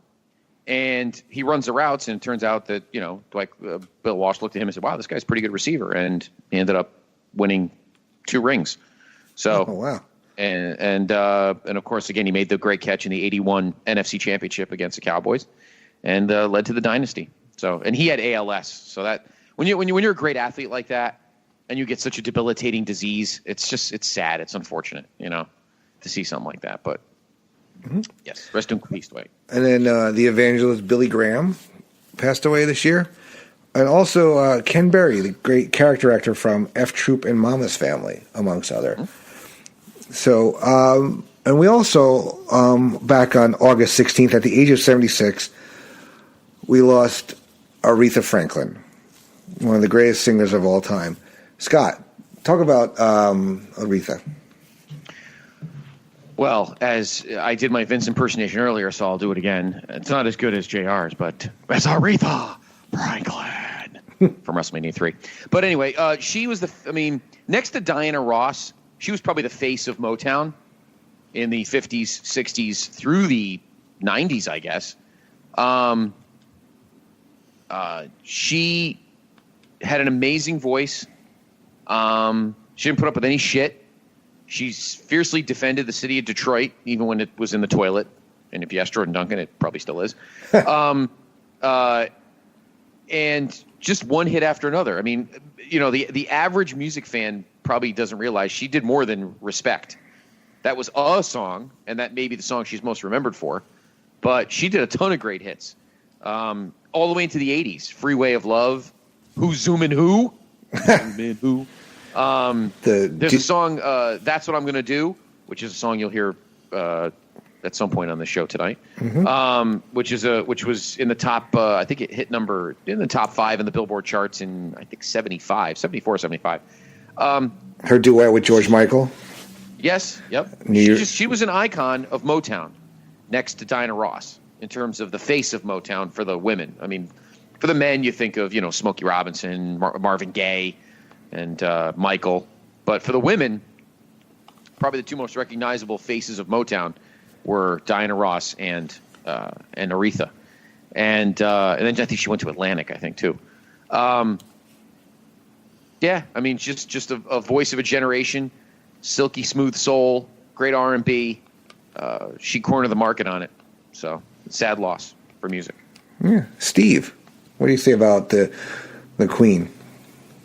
I mean, that's it. The Queen of Soul. When Aretha died, I went into her discography, and this, relating to what you said, Scott, and you can just go down that list and, keep finding more and more songs that you didn't even realize she sang. Like, her deep cuts are hits. Yep. So, just an incredibly prolific lady who's, really lasted longer performing than she really should have. She was, not healthy her entire life and still just performed for literally decades. Just absolutely iconic, really created that Motown sound that just blew up in the late 70s, early 80s, and became mainstream for the first time. Yeah. Yeah, Steve, Tim. What do you have to add? Yeah. Out of this world Motownist, and I've been meaning to stop by her funeral, which I understand should be wrapping up any day now. It's like Muhammad Ali's. But I'm hoping I'll still have time. But yeah, I mean, an icon. What more can you say? I can't add to that at all. Yeah, just a voice that's going to live on, in terms of, her music should always be played. It's just incredible. Steve, back on March 14th at the age of 76, we lost Stephen Hawking. Why don't you talk about the great... Yeah, this is a little known fact. Like Tim and Scott, I don't even know if you know this, but I actually have a degree in science and I have a minor in physics and chemistry. Yeah, so little known Steve fact. So Stephen Hawking is a physicist, a cosmologist, very well known for, ironically, more of his paralysis and his voice than anything, but one of the great scientific geniuses of the late 20th and early 21st century. No, and I'm not going to get too nerdy on you guys, but kind of brought Einstein's relativity and the 20th century quantum mechanics together to help describe the universe. One of many people to do that. But I would say in terms of what the biggest thing he did as a scientist was to write it in a way that the public can understand it. So his big book was A Brief History of Time, which I believe came out in the 80s. And then in 2001, he wrote, I have this somewhere, The Universe in a Nutshell, and A Briefer History of Time, which kind of expanded on it and talked about the latest, updates, because that kind of field changes very quickly. So there really In my lifetime, Neil deGrasse Tyson and Stephen Hawking are pretty much the only people that were able to reach the masses with, how, in layman's terms, how we can understand the universe in a greater way. A little fun fact also, not about me, but about Stephen Hawking, his voice actually copywritten. It is trademarked. So he showed up on The Simpsons, I think Futurama. They had a role in The Big Bang Theory. So we kind of went into pop culture more than what scientists usually do. And that was more because of his disability. He had Lou Gehrig's disease, and surprisingly was diagnosed in 1963 and lived with ALS for 55 years. Wow. I've met people who, I mean, you think of Lou Gehrig, he didn't last that long after he was diagnosed. There are many people who can only make it a year or two, but made it through 55 years of suffering through a very painful disease. It left him paralyzed for decades. So really, not just amazing his genius, but what he was able to accomplish despite a very severe disability.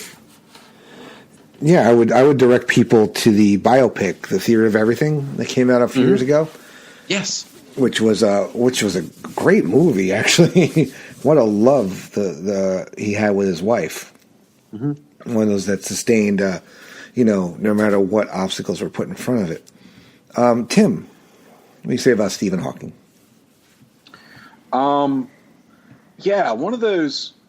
I mean, you don't think of physicists as having this public persona that becomes somewhat larger than life in the way that he did. I mean, yeah, you've got Neil deGrasse Tyson as kind of the, I guess, modern equivalent of that. But I don't know of many people who couldn't tell you, even if they can't identify Stephen Hawking by name, you know who Stephen Hawking is, right? Yeah. That's just kind of universal now. And yeah, Steve, to your point, the way that he could write about science and these very almost esoteric concepts that are sort of seemingly impossible for a layman to wrap their head around, to present that in a way that it makes sense and is credible.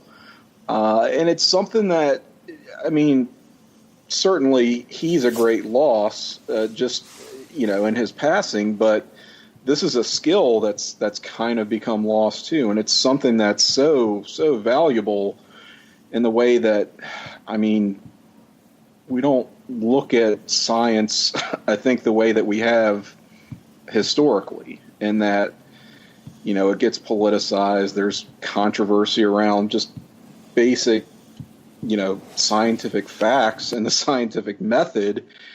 And he had that credibility to him, and the way that he could, present these things. That's going to be the longer lasting loss, I think, and not having Stephen Hawking with us anymore. All right. Scott. I'll be very brief. I believe it or not, and I didn't realize this until he died, and I'm embarrassed to say this, but I didn't even know he was British. I thought he was American. So I had no idea he was British. So, because you have to remember, by the time our generation came around, he didn't speak. So, and his voice doesn't sound British. So it never occurred to me, but a fascinating guy who really most of the time went over my head. I'm not going to lie, which means we know Steve is already smarter than me. So I certainly know Stephen Hawking's smarter than me too. It's way beyond my level of comprehension. But I didn't agree with everything, particularly when it pertained to religion. But for the most part, I respected his opinions on science. And that's why I think it's because I'm a huge sci-fi fan. I've always respected him and his ability to let us think outside the box when it came to things like that, the universe. And, I was a big fan of the original. I know Neil deGrasse Tyson kind of, I don't want to say remade, but he kind of did another edition of Cosmos. I remember the original Cosmos that Carl Sagan did. And again, I think that's what made me the sci-fi fan that I am now. But Stephen Hawking was one of those guys who you were kind of afraid to want to read about, or because you're like, you don't want to, humiliate yourself as a moron. But he's another part of pop culture. I know this may sound utterly silly, but he's no less important than Charlotte Rae or Penny Marshall in terms of what he meant to pop culture in the last 30 years. He was on The Simpsons. He was on I'm looking at my box set now. He was on an episode of Star Trek The Next Generation, or he was referred to. I know Gene Roddenberry was a big Stephen Hawking fan. So even if you didn't understand like the actual specifics of physics or anything like that, you can understand him being on shows like Star Trek, that he respected space. And we could all enjoy the thinking of what goes on beyond our atmosphere. And he'll be missed, because I'd like to think Neil deGrasse Tyson someone like him will continue to help educate, continuing generations. And, it's funny because I forgot who I was talking to about this, but with all the stuff, and this isn't a partisan problem, because many presidents have blown it off over the last 25 years. But it's amazing, since Columbia crashed, what's happened to NASA and our space program. It's like totally in the toilet, and that's a fucking shame. And hopefully, eventually, we go back to the stars again, and maybe Stephen Hawking was an inspiration for that. But we'll see. Hopefully we are. Hopefully it happens again. I'd love to see another space shuttle go up into space, or the space station. Or, I'd like to be on Mars again, or we build on the moon. I know they sound goofy, but who would have thought? Like when we were kids in 1982, we thought, Jesus, 35 years from now, we're going to be on the moon. Isn't that nuts? And we're not. Yeah. But so maybe one day. And he was the inspiration for it. Mm-hmm. Yeah. All right. So August 26th, at the age of 91, we lost one of the probably funniest playwrights of the last, half century. Neil Simon passed away. Tim, why don't you talk about Neil Simon? Okay, so Neil Simon is not Paul Simon.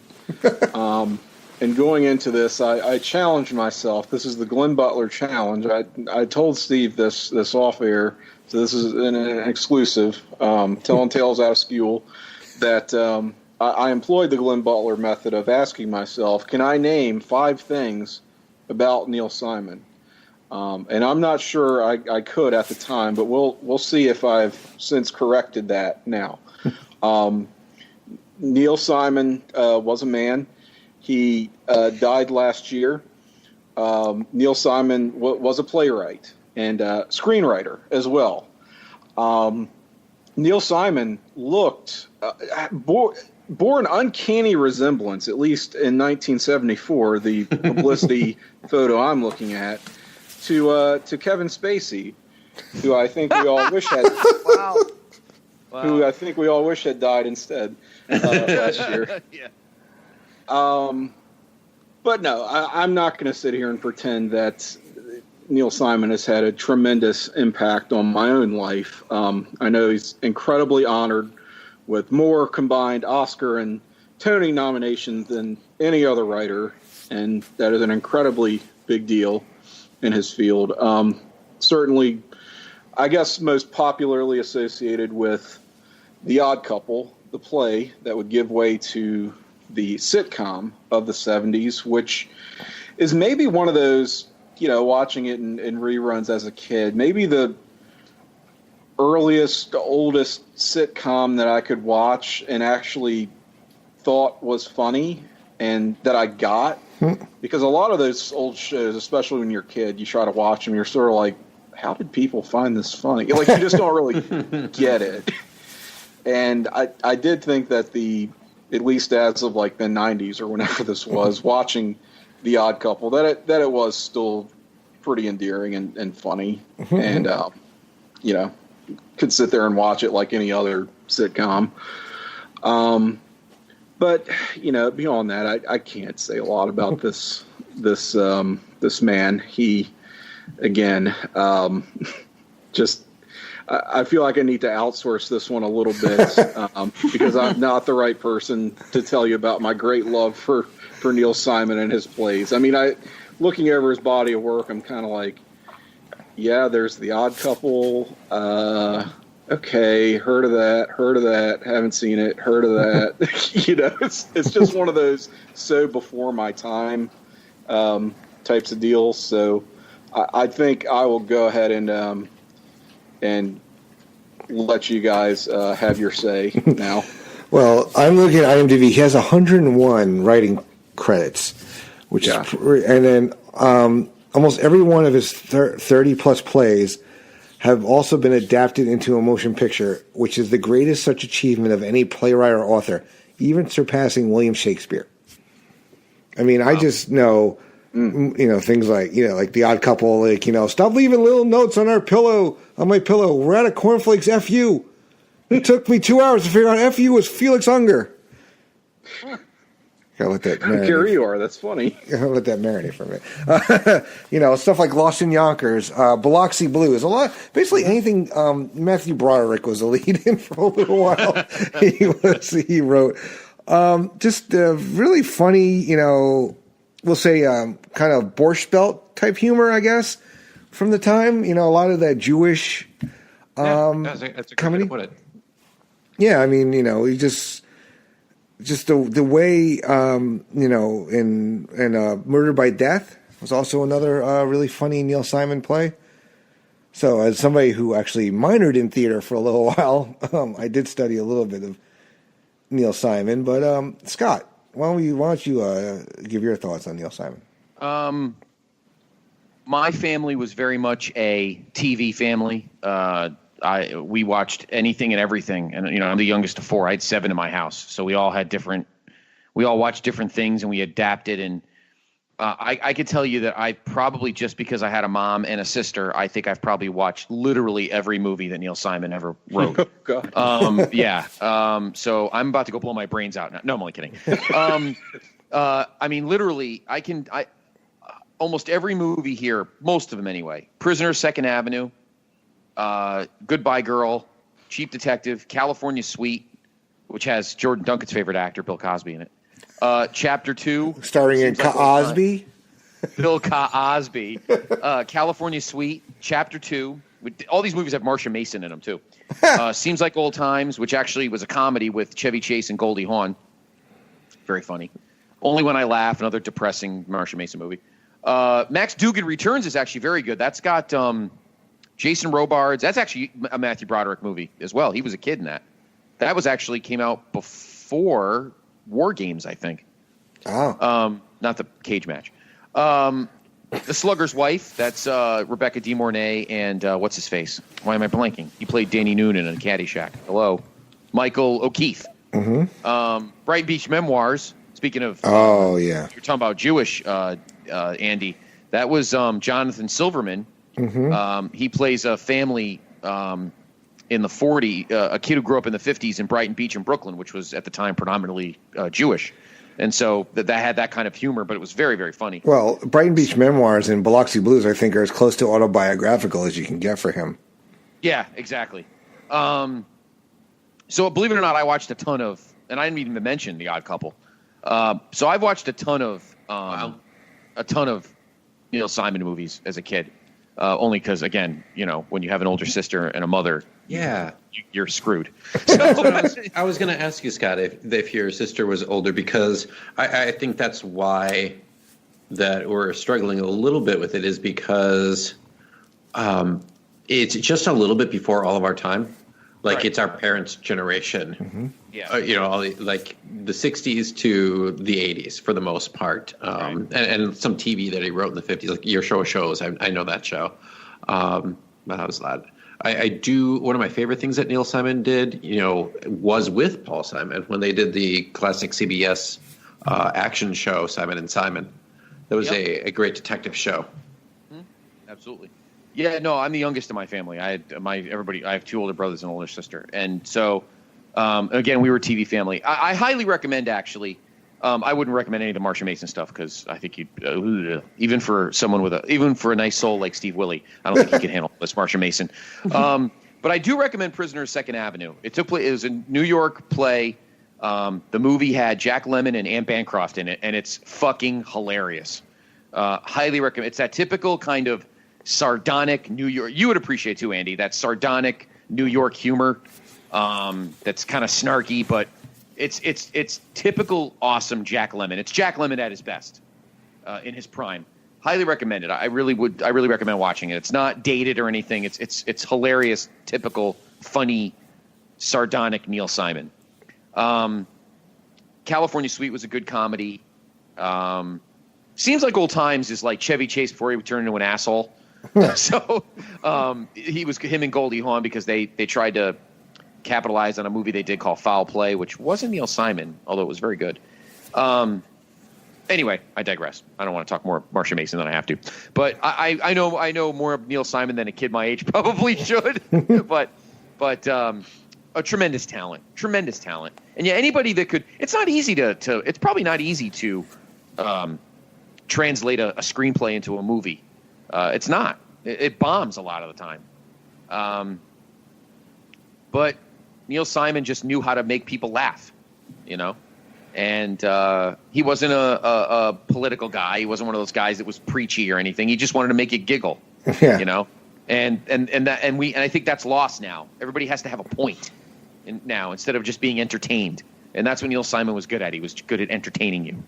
And again, a lot of great movies between like 75 and like 85. Like that 10 years from 75 to 85, he had a ton of great movies that were screenplays. Yeah, he'll be missed. I'm going to sit down and watch the Cheap Detective soon. That's another. I think Chevy Chase is in that one too. I think I might be wrong. That is. Oh no, it's Peter Falk. Yeah. Okay. Probably pre-Columbo. Maltese Falcon. Yeah, that's pretty good. Yeah. All right, Steve. So, did you give a turn about Neil Simon? No, I just kind of popped in with that. Okay. Yeah, there's really not much that I could say that Scott didn't already. Pretty much going through the entire filmography of Neil Simon, seeing everything, which is wow. Picking up the slack for sure. Yeah. More than I'm admitting. Yeah. I really wanted to, but that's what happens when you have an older sister who ruled the roost and had seniority over you for the TV. Yeah.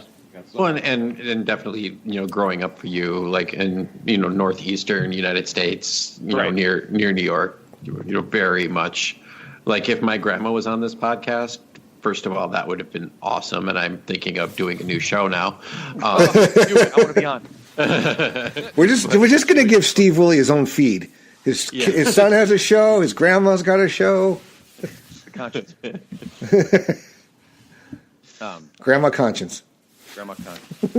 But yeah, no, I mean, again, when you had older relatives. Well, for me, some of them I admit were good. Again, I highly recommend Prisoner of Second Avenue because if anybody likes Jack Lemmon, he was a tremendous actor, and that's one of his funnier movies. If you can appreciate good New York humor, but yeah, well, growing up with my family from New York, from the Bronx, actually.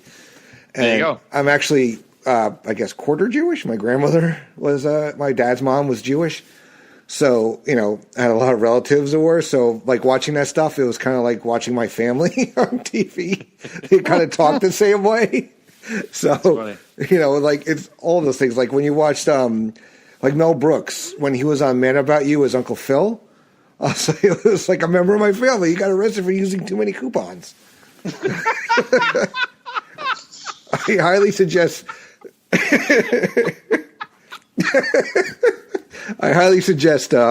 seeking that out. You want to talk about devastated? Oh God, when Mel Brooks goes, I'm going to be devastated. Oh man, I do have a Mel Brooks story, but I'll save that for another show when I almost met him. But all right, so we're going to move on to our final person tonight.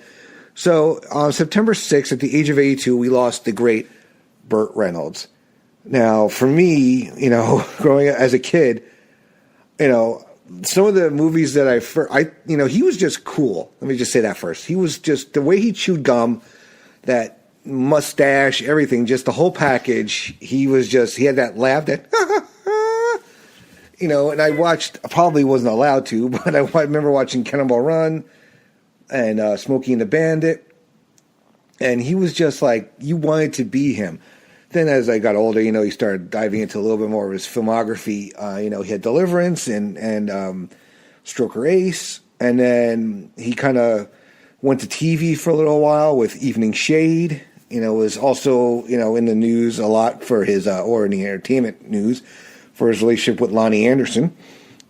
And then he kind of got a second lease on life in his career when he got cast in Boogie Nights as the great director Jack Horner, of the pornography type. And then in one of my favorite roles of his, actually, as Congressman David Dilbeck in Striptease. He was just a sick bastard in that movie, and he was just hysterical. And, I'm going to miss his work tremendously. I mean, just put those outtakes on from Cannonball Run with him and Dom DeLuise together. Oh, it just if you could keep a straight face through all that, you're a better person than I am. Gold. Tim, you got any Burt Reynolds memories you want to share? Not a whole lot. My exposure, probably my first exposure to Burt Reynolds would have been during the Lonnie Anderson years. Mm-hmm. Although I will say that the same grandma who voted for Dukakis fucking loved Evening Shade. So that was an old person show. Yes, it was. It really, yeah. And she would teach art classes out of her home, and would the show was on at the same time she'd be doing this. And she would make a point to record Evening Shade so that she wouldn't miss it. And I just feel like every time I was over there, she's sitting in the den catching up on Evening Shade. I'm just like, what the hell? Because, of course, I don't really get it. But it's just, the show wasn't even on that long. But it's just disproportionately memorable in my mind because of this. So, yeah. Yep. Was she like my grandmother? Let me watch my program. My grandmother had Barnaby Jones and Rockford Files, and that was my grandmother's shows. Yeah, there's just certain shows that it was like that. Mm-hmm. So I guess get it together with Steve's. We'll have the grandma cast, and there you go. Yeah, that'll be. I think when Evening Shade was on, the average age of a CBS viewer was like 65. Because that was in the Murder Road heyday. 75 now, yeah. Something like that. He actually won awards for that. Yeah. Oh, yeah. Won an Emmy, Golden Globe in 92. Yeah. Mm-hmm. Yeah. Yep. It's crazy. Yeah, Steve, what else you got about Burt Reynolds over there? His peak was like late 70s, early 80s, and it went downhill fast, but yet he was still working like crazy. Mm-hmm. Like if you go to his filmography, it is an entire separate page on Wikipedia because he was in so much stuff. And really, the same thing with Boogie Nights was, not just Evening Shade. That wasn't something we were going to watch, but Boogie Nights was just an absolutely incredible movie and got him more into the critically acclaimed under 65-year-old crowd. He's always been around. We all know of him. But outside of those classics, there wasn't. If you're looking at some of the stuff he did in the mid '80s and early '90s, it is dreck. And as of that, with his career going kind of down the tubes, I saw him the most in that downtime in that game show, Win, Lose or Draw. Oh yeah, that he started, and that's not even on his Wikipedia pages at all. But he started that show with Burt Convey. They were Burt and Burt Productions.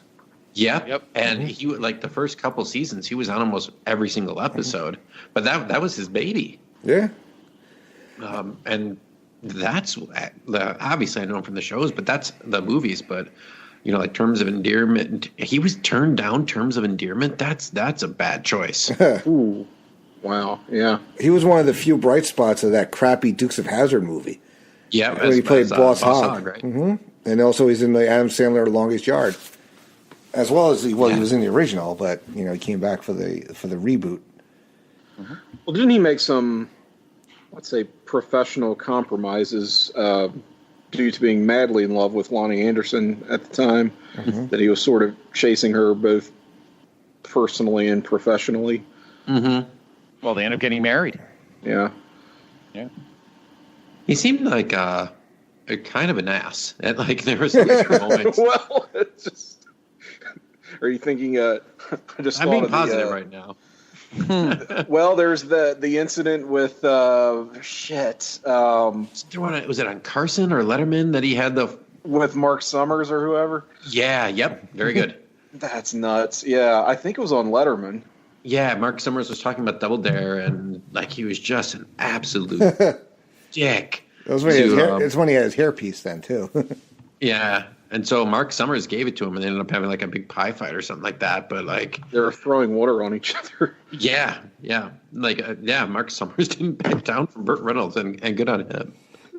But yeah, just kind of a jerk in his later years. But I'm surprised you guys didn't mention his appearance on Beverly Hills 90210. You don't even give me a chance to comment, and you fucking ruined it. Well, I know you're going to go for quite some time, so I just got to get a couple more in. Can't steal the thunder. Yeah. Come on. All right, I won't talk about Cop and a Half. Okay.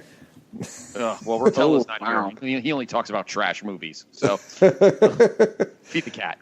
All right, Scott, go ahead. I know you want to talk about the Cosmo Centerfold. I do. Who wouldn't? No. I know a girl I worked with had it, so I couldn't put it on her desk. What did you say, Tim?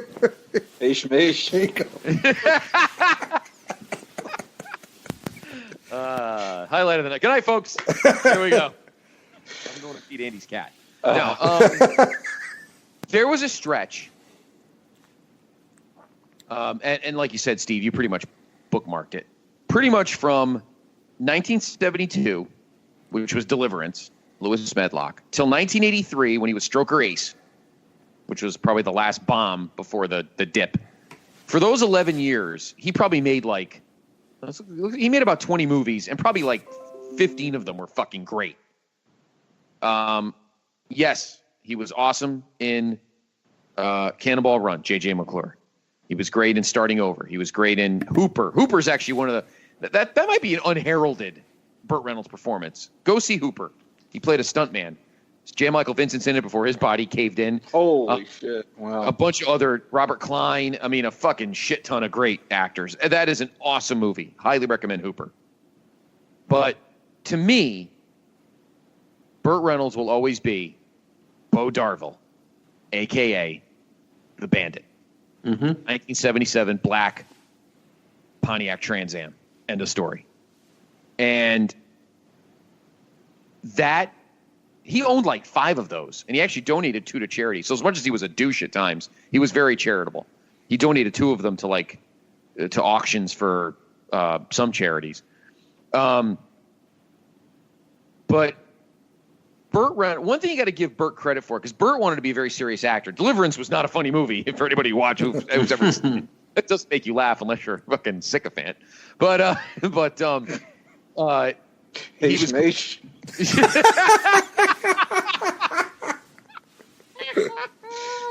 That's my bandit laugh. Oh, getting punchy now. He was a 2-parter with in White Lightning and Gator, but Bandit is his thing. And he, for a guy who probably obviously was, thought of himself as a pretty good looking guy, and he was, he was best when he made fun of himself in comedies. Yeah, and he'll always be the Bandit.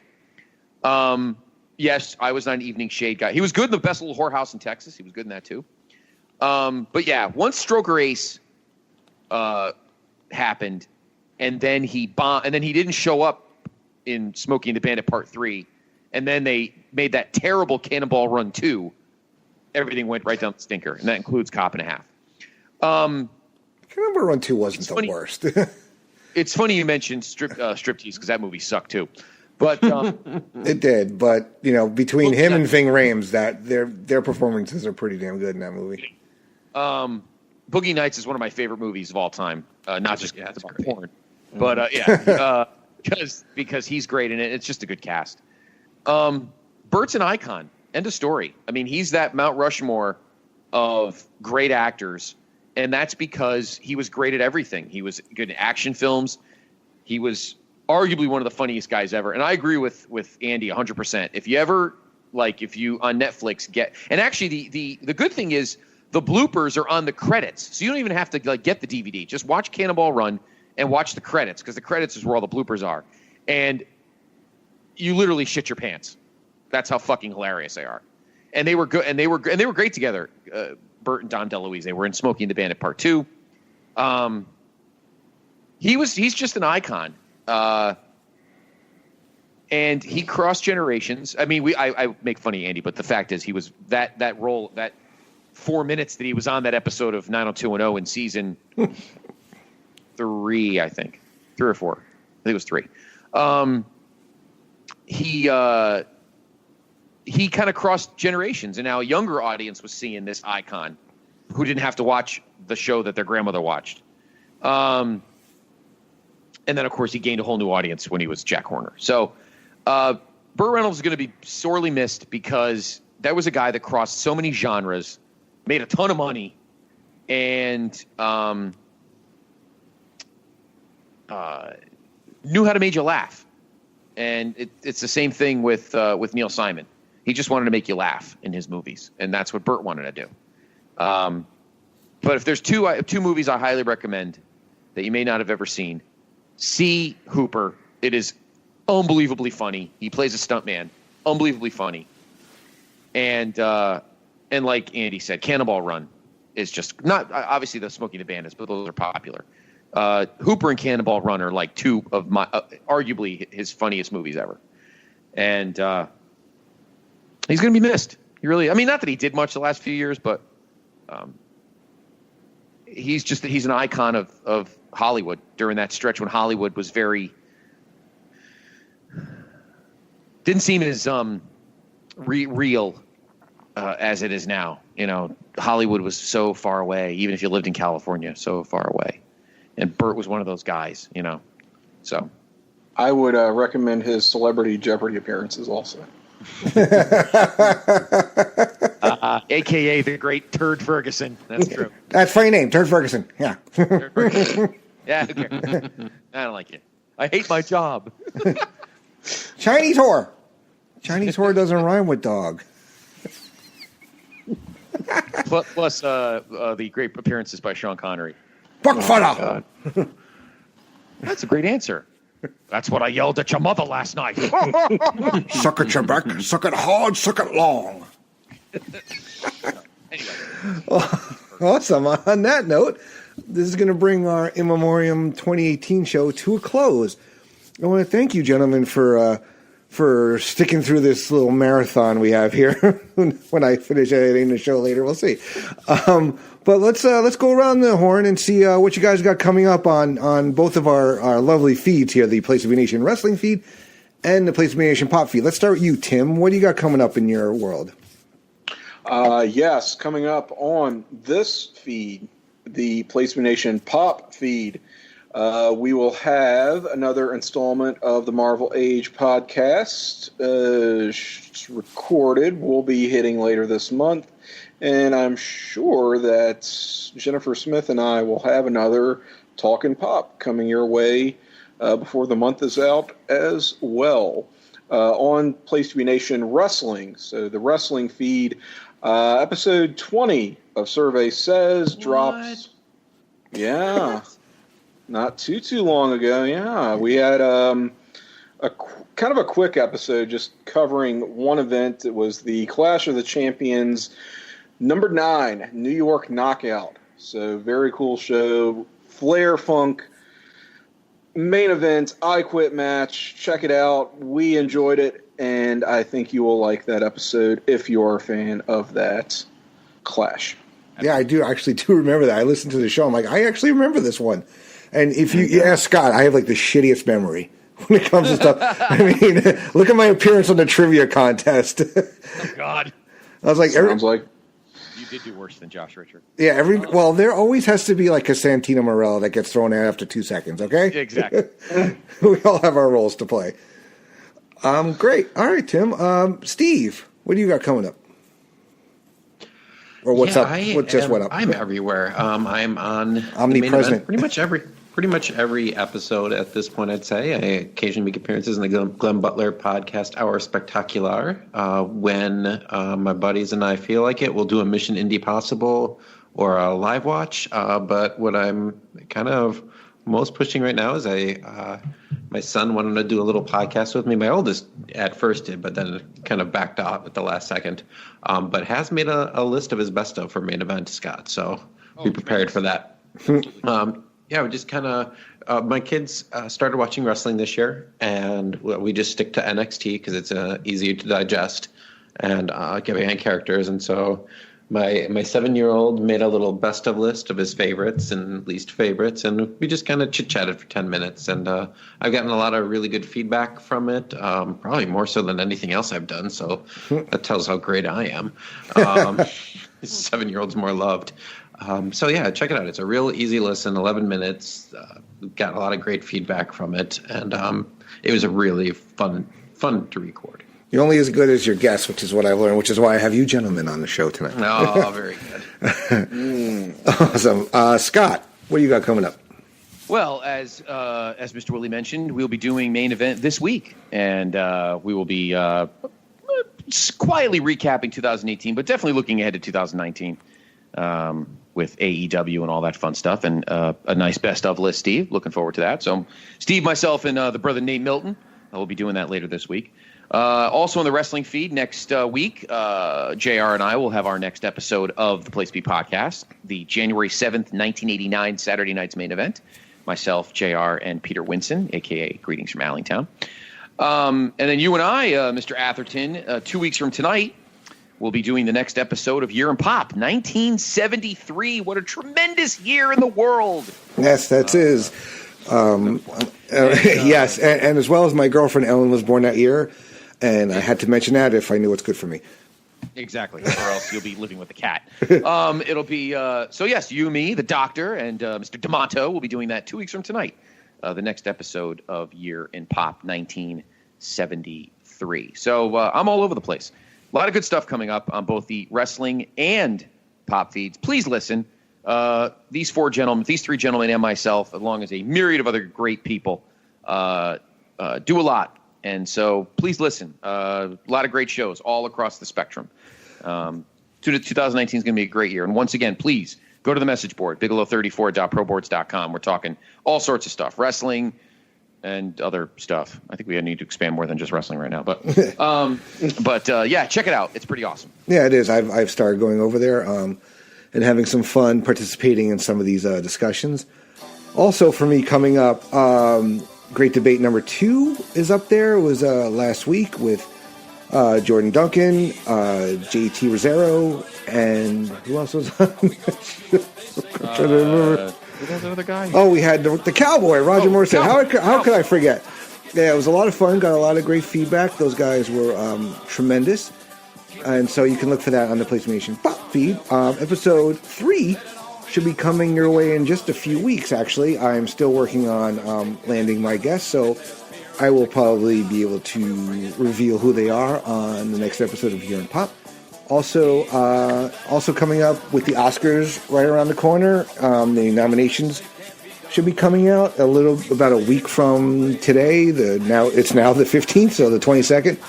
So it'll be myself and Tim's Talkin' Pop partner, Jennifer Smith, along with a couple of to-be-determined guests. We will be doing a preview of this year's Oscar ceremony on who we think should and who we think will win. And then after that, probably another looking back sometime in the February, early March, and more Year in Pop as we go on and so forth. So I just want to say thank you again to Steve Willie, Scott Criscuolo, and Tim Capel for joining us tonight on this look back and saying positive, good words about these people that entertained us or left a lasting impression on us. And thank you for joining us and listening to our show tonight. So for Scott Criscuolo, Tim Capel, and Steve Willie, I am Andy Atherton. Thank you for joining us, and we'll catch you on the next show. We've got a long way to go and a short time to get there. I'm eastbound up, watch on bandit run. Old Smokey's got them ears on, he's hot on your trail. He ain't gonna rest till you're in jail. So you got to dodge him, you got to duck him, you gotta keep that diesel trucking. Just put that hammer down and give it hell. Eastbound and down, load it up and truck it. Are we gonna do what they say can't be done? We've got a long way to go and a short time to get there. I'm eastbound up, watch on bandit run.